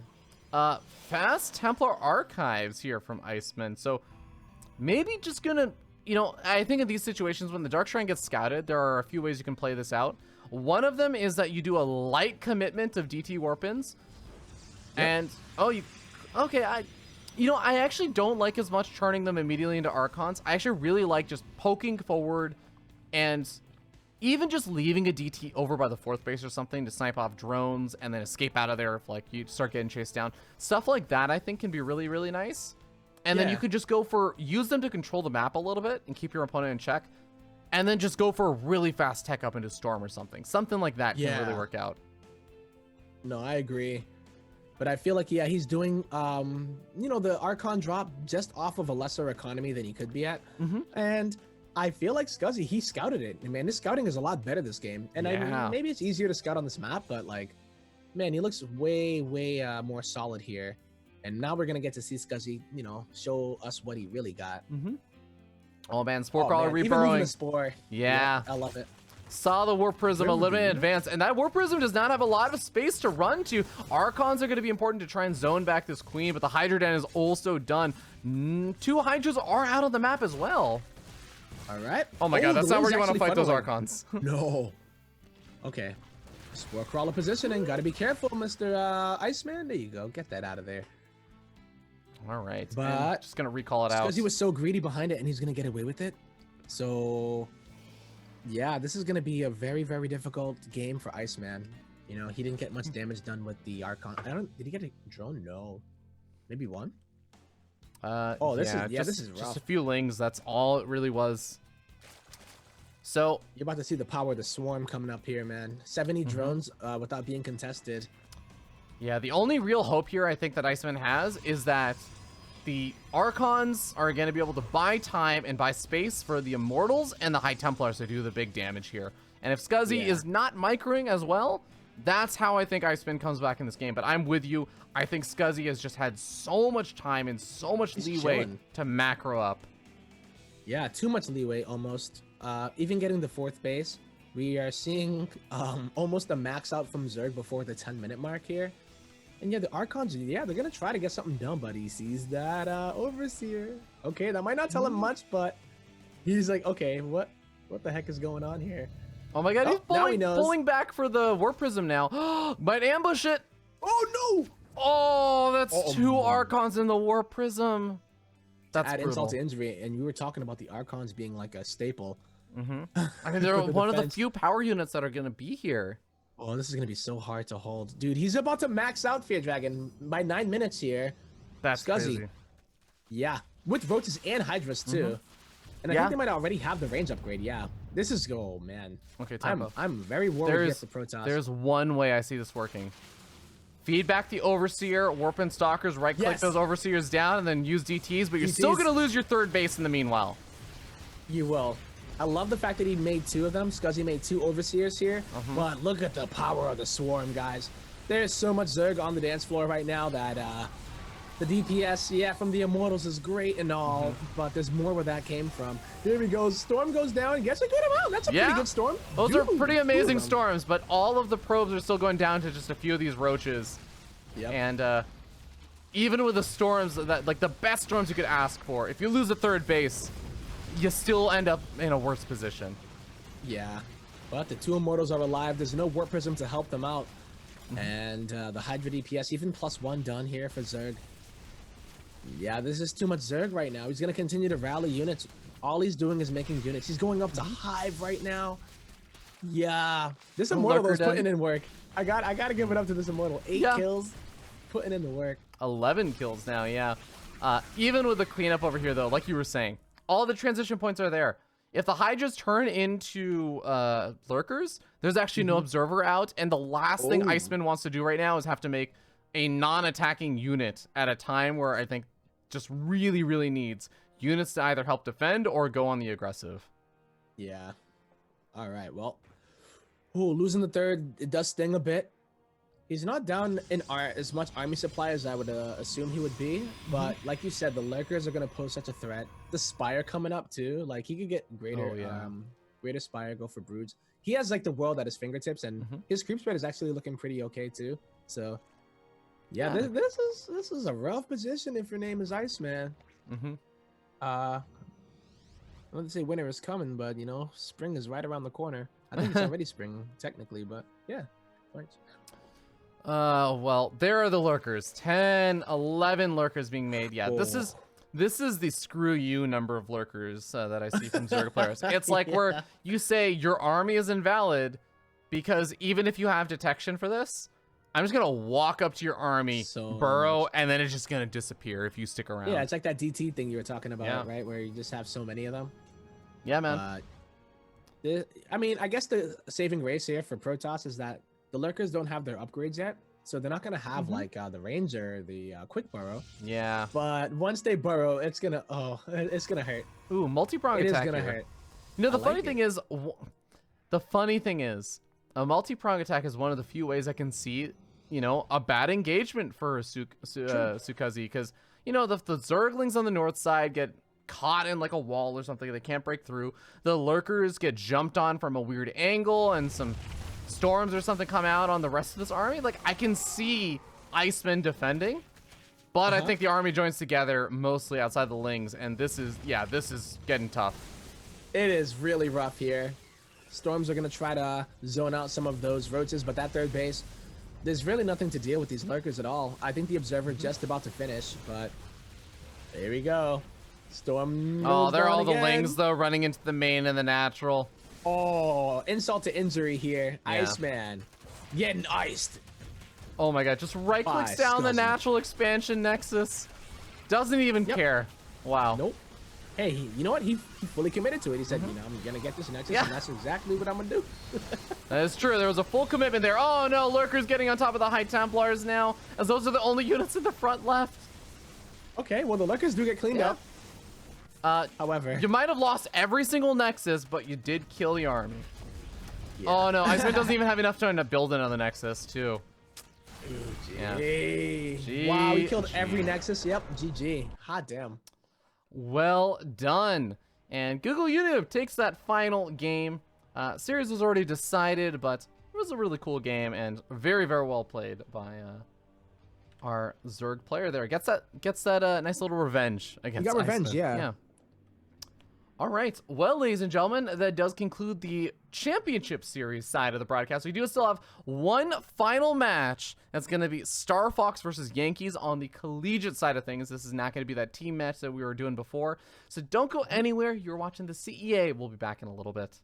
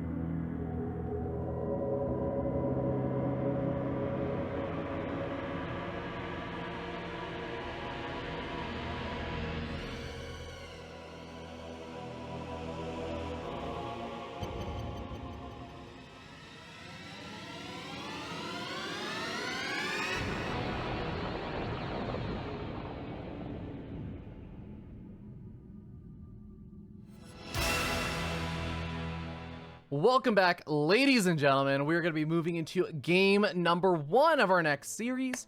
And we've had a pretty long day so far. A lot of game 5s and everything. So let's jump in and talk about the next series. This is going to be from the collegiate side. I mentioned again, this is going to be Star Fox versus Yankees. I mean, apparently we got a futuristic animal technology based like a fighter on one side, and on the other side we have the most hated baseball team. And I'm just kidding. I'm sorry. I was gonna say old school like Yankees and stuff, but you know, we can go there too. As a Red Sox fan, oh, I can't do it. All right, fair enough. But this is actually gonna be from two different players that are both sitting at a 2 and 3 in the round robin kind of Swiss format stage for the collegiate series. And we got Star Fox representing Northwestern University and Yankees representing RIT, which, fun fact, I almost went to RIT. Did you? Yeah. Got an offer there and I everything. Almost went to MIT, looked but over there. They didn't let me in. Fair enough. But either way, guys, let's go ahead and jump in, introduce these players as we start down in the bottom left-hand corner of the map. Once again, just in case you missed it, Star Fox gonna be representing good old Northwestern University. In Corneria. And Corneria, yes, that's true. And over here on the top right-hand side, we have the blue Protoss player. It is Yankees. It's gonna be representing RIT, Rochester Institute of Technology. I'm trying to think. I feel like somebody went there. Some pro gamer. Poke Bunny, maybe? No. Someone went what?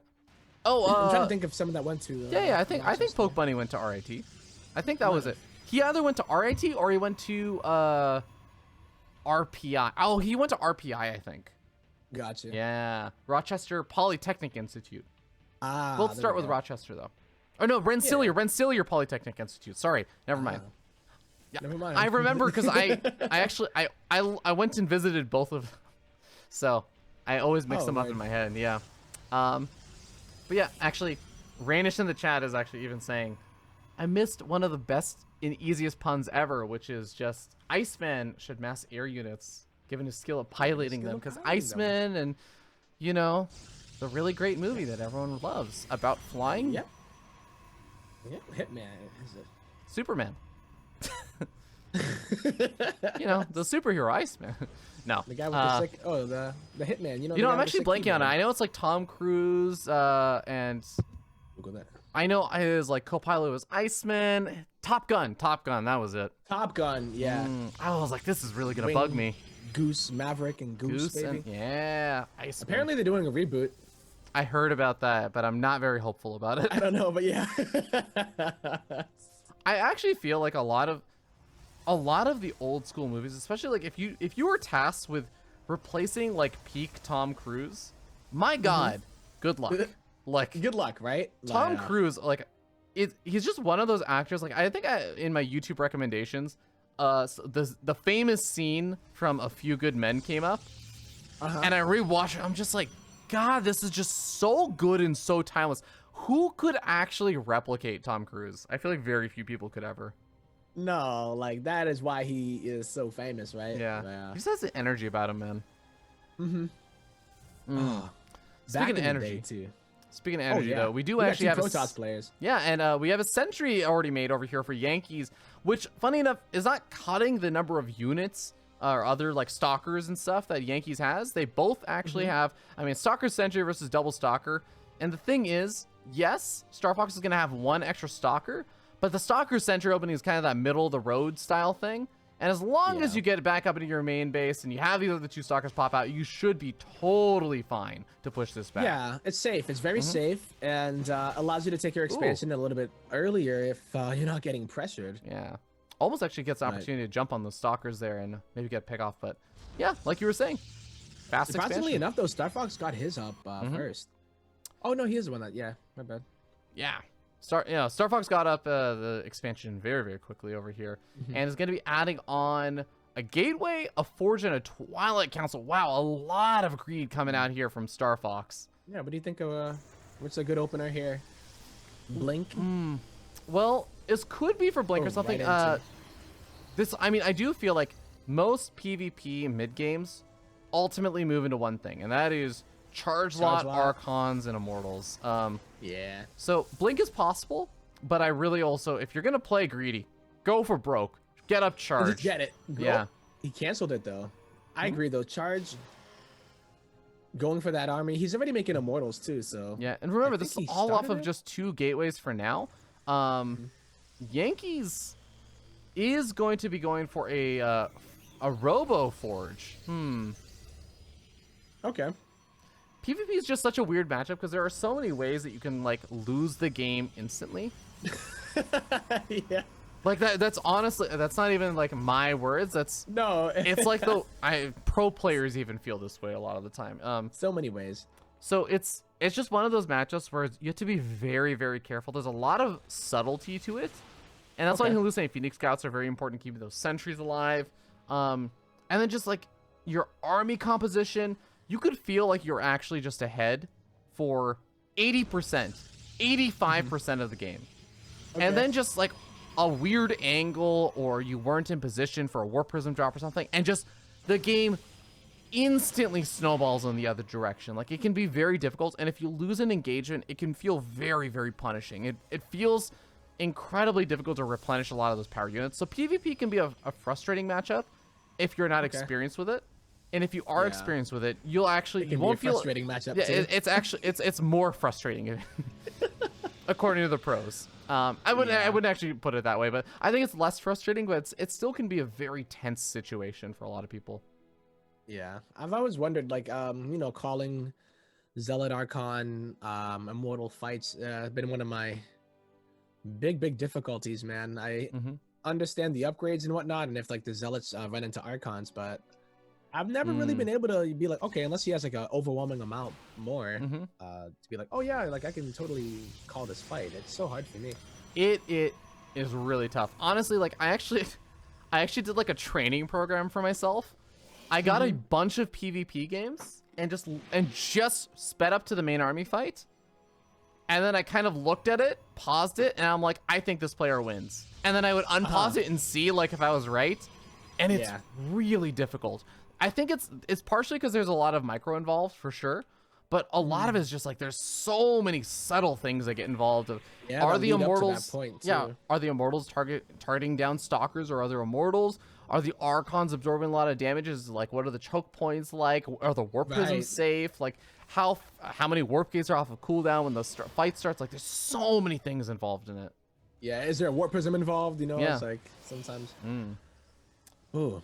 Well, here we go, guys. It's very relatively even, right? Workers, army, and unit comp as well. Both of them played very tame early game. I will say, I do like Star Fox's position a bit better, and that's because of the immortal count and the Archon production has gotten started a lot faster. We do see a Templar Archives done for Yankees, but Yankees doesn't exactly have like a massive bank from having gotten later Archons, right? It's down 2 Archons and down almost 2 immortals, but not having more resources or anything. So that is something I do favor Star Fox with. Yeah, he played a little bit greedier. Remember when we saw him putting down the Twilight a lot earlier than Yankees? He got his Forge up, so his upgrades are way ahead. And now he's moving out to hit with the +2 timing. And you know what? That +2 might be the difference that we were talking about. You know what I mean?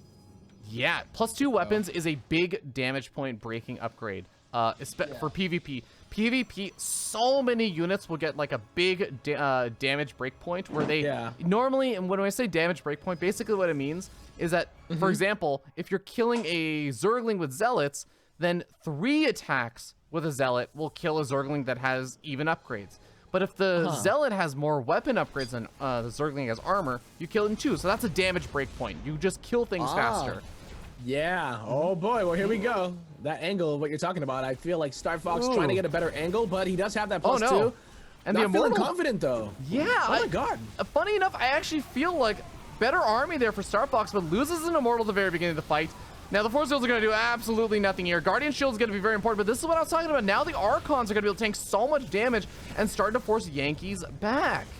Yeah, with the Stalker heavier army, I believe that Yankees, you know, just falling victim to those immortals. Imagine if there was a third one here too. It would have even been more one-sided, but yeah, with the +2, unfortunately for Yankees, it just finished, but he doesn't have the units anymore. Zealot warping in the main base at the same time, so Star Fox does get a lot of damage done at the exact same moment, and that's going to actually pull Yankees all the way back over to the main. But I mean, all the probes have been picked off. There's no mining happening over there. And Star Fox is warping in more Zealots to reinforce, and actually could even maybe force field the ramp. The Archon can knock down the force field. Yeah. But the Archon has to be at the front line to knock down the force field. So sometimes you're not quite in position. Nope. As we see it, can he get it? No, it doesn't go for it. Too late now. Yeah. But I mean, there's still just enough of an army here. Oh yeah, the Guardian Shield is going to be good here. He has so much more, and GG will be called. Star Fox will take game number 1. Really, really well done there by Star Fox. And I do want to note, I didn't actually get to talk about this during the early stages of the game, but Star Fox is low diamond. Yankees is kind of like high platinum. So absolutely, I think that is a close enough MMR difference that either one of these players could end up winning. But here's a little bit of favoritism here for Star Fox. For Star Fox, yeah. That advanced technology, man. A futuristic animal technology. Futuristic? Yeah. Yo, you know, that's what it's gonna be in the future, yo. We're done, humans. have fun now, you know. Get it all out while you can, cause dude, I have been outside for like walks and stuff. And every single time I go out, I'm just like, nature is taking back over, man. Saw a bunch of seen turkeys everywhere. I'm seeing deer everywhere as well. We saved a squirrel today. Oh my a squirrel like fell off like a power line or something and broke its legs. So we had to call animal control. Aww. To save it. And we waited and we chilled and just, you know, made sure it didn't get hit by any cars. That's so sweet. But I don't know. I feel like animal control probably just made it feel less pain. Oh. Okay. The lady, she was just like, I'm like, what? Come on, man.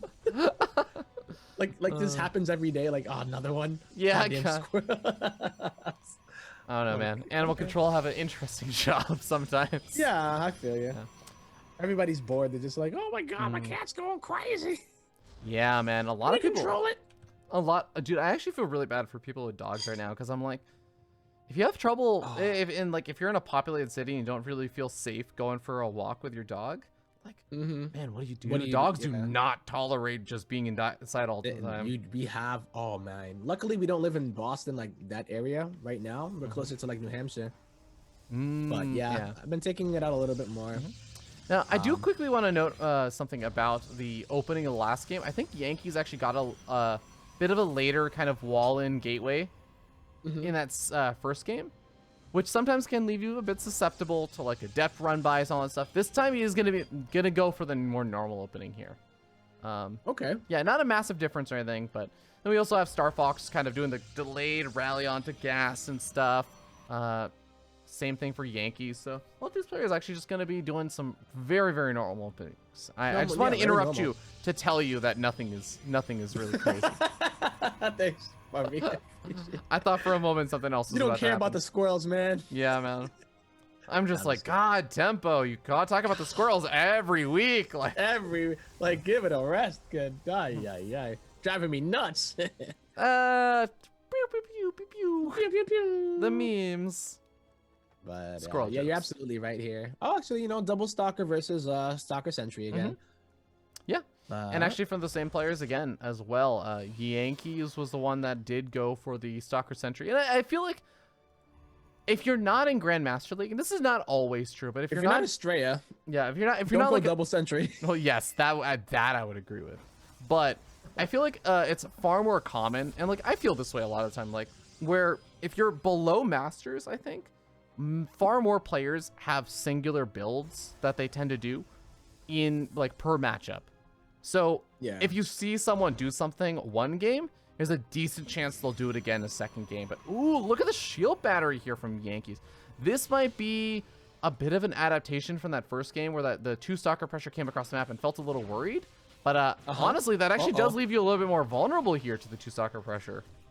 Yeah, right. Stalker sentry is gonna lose here with the no guardian shield. Maybe guardian shield is that? Oh, but that means that there's not going to be a hallucinate Phoenix Scout anymore.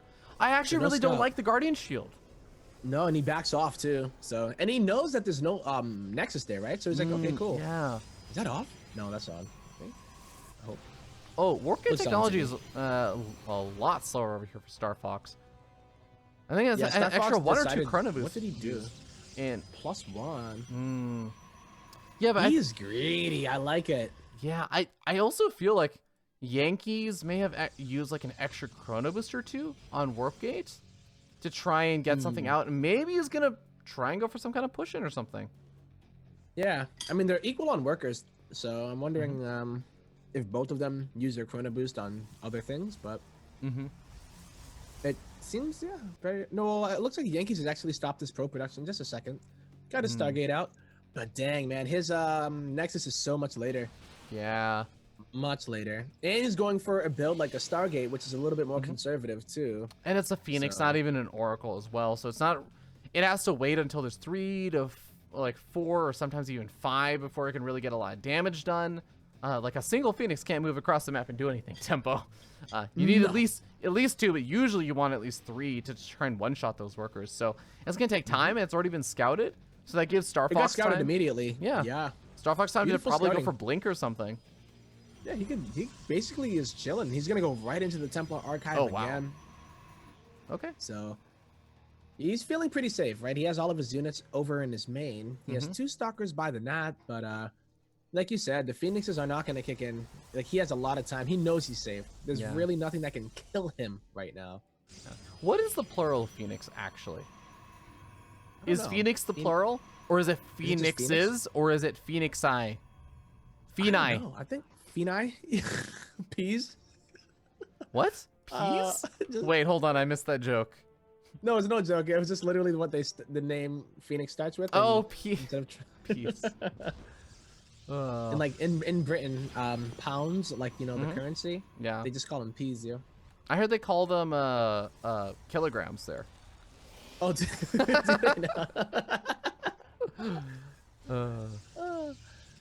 Why do you put up with me? Crazy world. Yeah. Because I love you, dog. Of course.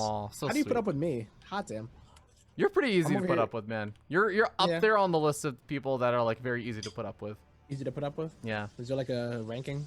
Wikipedia maybe? Liquid Yes, I'm somewhere in the like the lower middle. Power ranking? On the power rankings? Yeah. I'll tell you, if of the StarCraft streamers, Zergul is probably like maybe number 1 or number 2 or something. Yeah. Yeah. Sal's actually Sal. No, can get pretty Sal spicy Sal sometimes. bans me very, very often. Yeah, I was gonna say Sal Zelda. can get pretty Yeah. spicy. Never mind. I Okay. love Sal, but hot damn. Yeah. Yeah, Kathy's pretty chill. So Phoenix Count gets scouted again as like another hallucinating Phoenix Scout comes out over there from Star Fox. But now that there's 5 of them, this is where you got to start getting aggressive. The way that Phoenix can work is that you just have really, really good control. You keep your Phoenix alive. That's very important. And you just gradually even just snipe off 1 or 2 probes consistently. Just move in, kill off a probe on gas, force a little bit extra micro, just mess with their macro a bit. And you can find yourself just gradually getting ahead over time. It's an investment. Okay, it's an investment that really pays off over time. You're right, like heading from the mid to the late game. Yeah. Or just the early to mid, depending on how fast you get the Stargate. But Gets like you us- said, it does. Oh my god. What? It lifted this. Oh my god. Oh, that's so unfortunate. Yankees saw a stalker, thought, And he's- a free stalker, lifted it, then realized, wait, why are my Phoenix not attacking it? Yankees had rallied their own stalker across the map. And it didn't die. Wait, it did die Oh at the my end, god, didn't it? that's actually so funny. No, he got it alive. He got it back. Didn't he? Yeah. Wow. Oh my god. Okay, well, that's a thing. Well, we got a massive surround over here. This is brutal. Now, sniping off the War Prism is a win, but if you lose your entire army, Tempo, is a little victory enough? Yeah, he loses another one of those Phoenixes, and yeah, that's that army, man. The sick army composition, if you can get to it uncontested, +2, there are no upgrades ready for Yankees. Yeah, his +1's about to finish, but I don't know if he has enough ground units. He has 46 army supply, but a lot of it is tied up in Phoenixes here. And Archons, they don't really care about Phoenixes, man. Yeah, they're actually doing some nice splash damage. All the Phoenix are going to go down. The Zealots over here for Star Fox overwhelm. And that is going to be it. Game number 2 goes to Star Fox. GG. So Daisy just made a vegan pineapple something cake. Oh, that's so kind of her. It is bomb, I hope she makes one for me. right? We'll bring it to Philadelphia, okay? Yeah, man. We'll save it from now. I'm not gonna make another one. I'm gonna save the one that I have right now. April 4th. All right. Well, we're going to get ready to move into game number 3.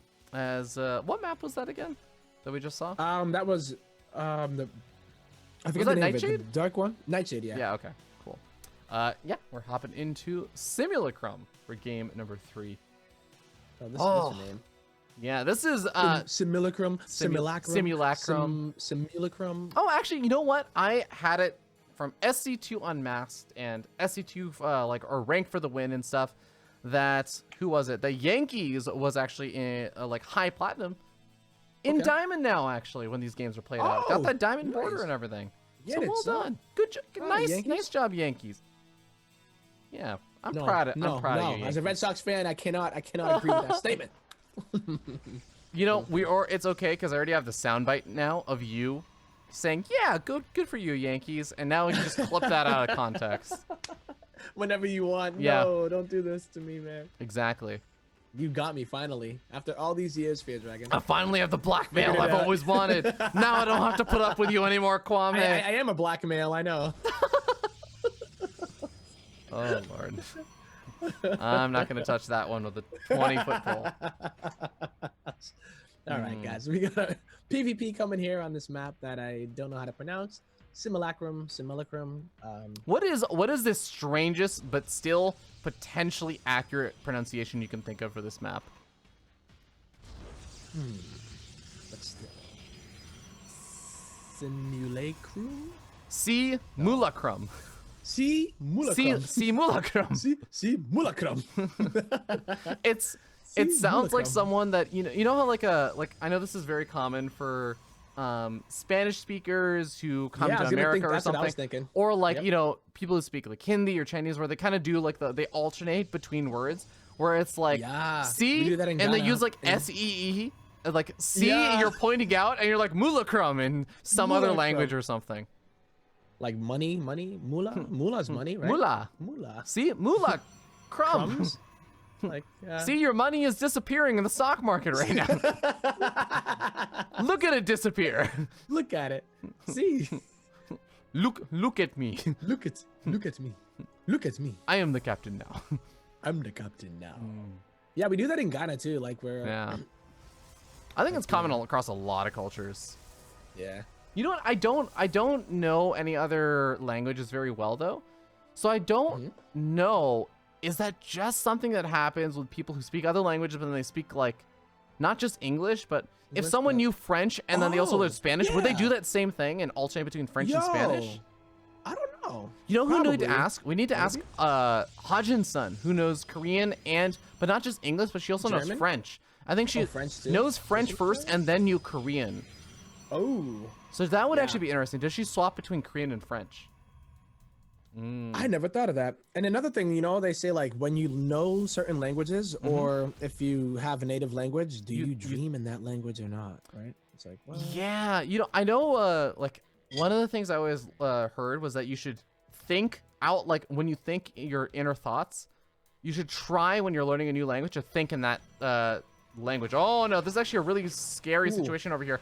Yankees went for an adept follow-up, not a sentry or anything, and this other adept is also not going to necessarily be the most helpful, especially now that the stalkers lost so many hit points. So the pylon's going to go down and a nexus is going to be extremely delayed here for Yankees.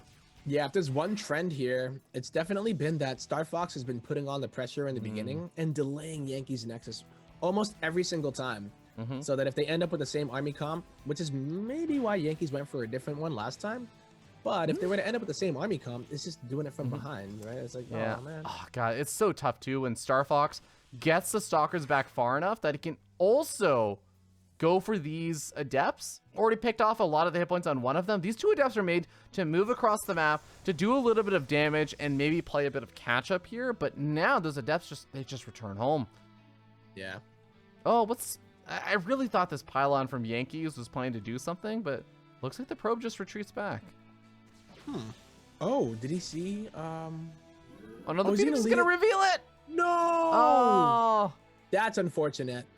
traitor Phoenix, man. Traitor. Phoenix That wasn't is even a real Phoenix. I know, the Phoenix is just like, well, I'm not gonna be here soon, so it's not my problem. Yo. I'm gonna cease to exist in a moment. Just in like 3 seconds. Yep. Oh, poor pylon. It makes me wonder what he even wanted that. Oh, that's a supply it block could be good pylon for too. spawning. Oof. Oh my god. Yeah, This not is a not a disaster terrible here. one because the pylon's already on the way, but yeah, still Yeah. annoying. I mean, I always love to see the Yankees lose, but not like this. You know what I'm saying? Oh gosh. Brutal, ruthless. Savage. Yeah. Well, I know. I think at this point, I'm Star rooting for Fox him. is going up to that very scary composition. Once again, Immortals already being produced, a lot faster for Star Fox than they were for Yankees. Charge already on the way. It's not just the Nexus anymore. Okay, well, I actually really Whoa. like this from Yankees. Getting a Robo Bay. If there's one way you can pull comebacks, not even just a PvP, in any matchup, Any matchup. it would be with Disruptors. Yeah, I would love it if you did that, right? Going for Colossus is not going to do the trick, but Disruptors with some decent control and getting, you know, Blink, that's another way to approach this matchup. But we'll find out very shortly as it is going to end, or rather complete. And there it is. Bada bing, bada boom. Yeah. Bada bing, bada boom. There are Realest dudes in the room. There are some pro players who like to go for like one Colossus builds, but I think that is really not caught on yet. I think even a lot of pro players, I see them do it, and then I think actually I've seen 70 or 80% of those games, the Colossus player just loses with that one Colossus. So I'm not entirely sold on it just yet. Like, I'm sure that there is a very good reason besides just breaking down force fields and stuff, but I haven't seen a lot of the value from it just yet. And I think I know it definitely is not common in Diamond League yet. No, and I mean, I guess like ideally you would think that it would deal with the Zealots, right? Because yeah, but they don't even do extra damage to light anymore, do they? They do still it's a do long extra time damage to ago. light, I think. Not as much, But though? yeah, not Back they then, like, just back the in the day. damage just got reduced by a lot. Yeah. Right. Well, this is a really, really scary spot. And the Disruptor is sitting up in the main base, so it's going to be safe at least. But, I mean, Force Fields could make a big difference here. You can Force Field out all these Zealots for a little bit, but for how long can you really do it? Oh, boy. Here we go. Oh! No! Okay, He only gets 2 of them. Yeah, the Disruptor's on I think cooldown he did for it a a while. little bit too early. He waited. Oh. He could have waited. Okay. Force Fields in the Zealots. Whoa! Gets a Yo, big that was connection. good. Dodges out of Yo, the taking Yanks. friendly fire as well. Oh, the pylon goes down, though. Yeah, okay, well, a couple of probes are also getting picked off. These Zealots are now going to dive in on top of this. Oh, Immortal goes after the Disruptor, but goes after the wrong one, so the Disruptor shot still finishes, and the Immortal does end up falling before the Disruptor gets picked off. So this is starting to look like a cleanup, but more charge lots come forward, and they right-click down the Disruptor. Yep, here comes another one, and he gets a great shot. But that's not enough. It's not enough. Man, but these Disruptor shots were so good. They were. He just lost a lot in the meantime, and you know, it makes me wonder if he decided to try that a little bit earlier in the series when Yankees, or rather Star Fox, was being a lot more passive. Yeah. Maybe that could have been the way to go. But damn, my dude. Okay. Ooh. Okay. Almost get something there. But now the Disruptor's on cooldown again. There's another Disruptor about to pop out, but again, like, so many workers have gone down. GG gets called, and Star Fox is going to take the 3-0 victory here in this best of 5. You're becoming more like your father. Now that is a throwback. Now, unfortunately, most of these people who are playing the Collegiate Series are actually so much younger than us, Kwame, don't even that know Star might Fox not even have 64. played Star Fox 64, and they might not get that reference. But they know Fox from at least Smash Brothers, hopefully. Yeah. But they don't get the Hopefully, reference, yes. though. Hopefully. Know your roots. Know your roots. Root for roots.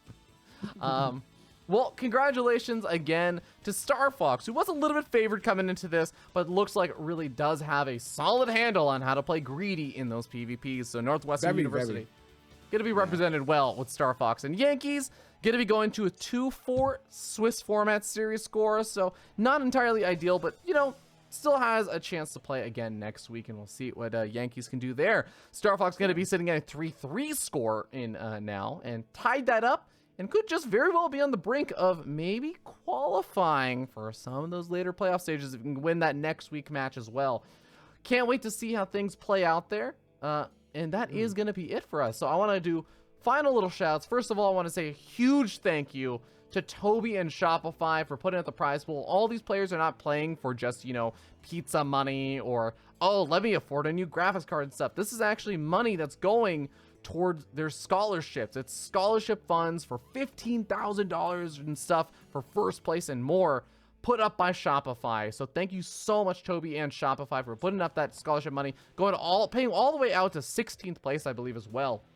Where everyone is getting just a little bit of those student loans taken out, and yeah, really, really great. Thank you so much again. And Tempo, thank you so much for joining me as well, a second time now for the CEA. Really good to have you as always. This one is a lot longer, but honestly, we are. I always tell anybody that asks, you know, oh, is that too long to cast? Like, you guys gonna be okay casting for like 6 hours? I'm like, dog. Let me tell you about this time that I cast the best of 69. Twice. Yeah. Yeah, we did a second one. I forgot. Yeah, man. Oh, man. No, it's a pleasure to have you. And guys, be sure to go check out Tempo. It's at Team Tempo on Twitter and just at Temp0 on Twitch and Instagram? TikTok? I don't know, man. I know, right? TikTok. I should get on TikTok, but I'm not, I think Jason is Juggernaut Jason's the only StarCraft person on TikTok right now. Yeah, I had to like Google what it was, man. I felt like such a, you know, I'm like, oh god. It's about time you got one. TikTok. I was like, yo, it's really. All right, I'm not going to put you guys through any more pain here. Thank you so much for watching. We are going to be on break for next week of the CEA, but we'll be back the week afterwards. So check out this channel by following it. Twitch.tv/Corp Esports if you're watching this through some sort of VOD somewhere else or something. Check us out, and we'll be back in 2 weeks with week number 7, and then we'll be going into, you know, playoffs week and all that good stuff. So thank you all so much for tuning in. We'll see you next time.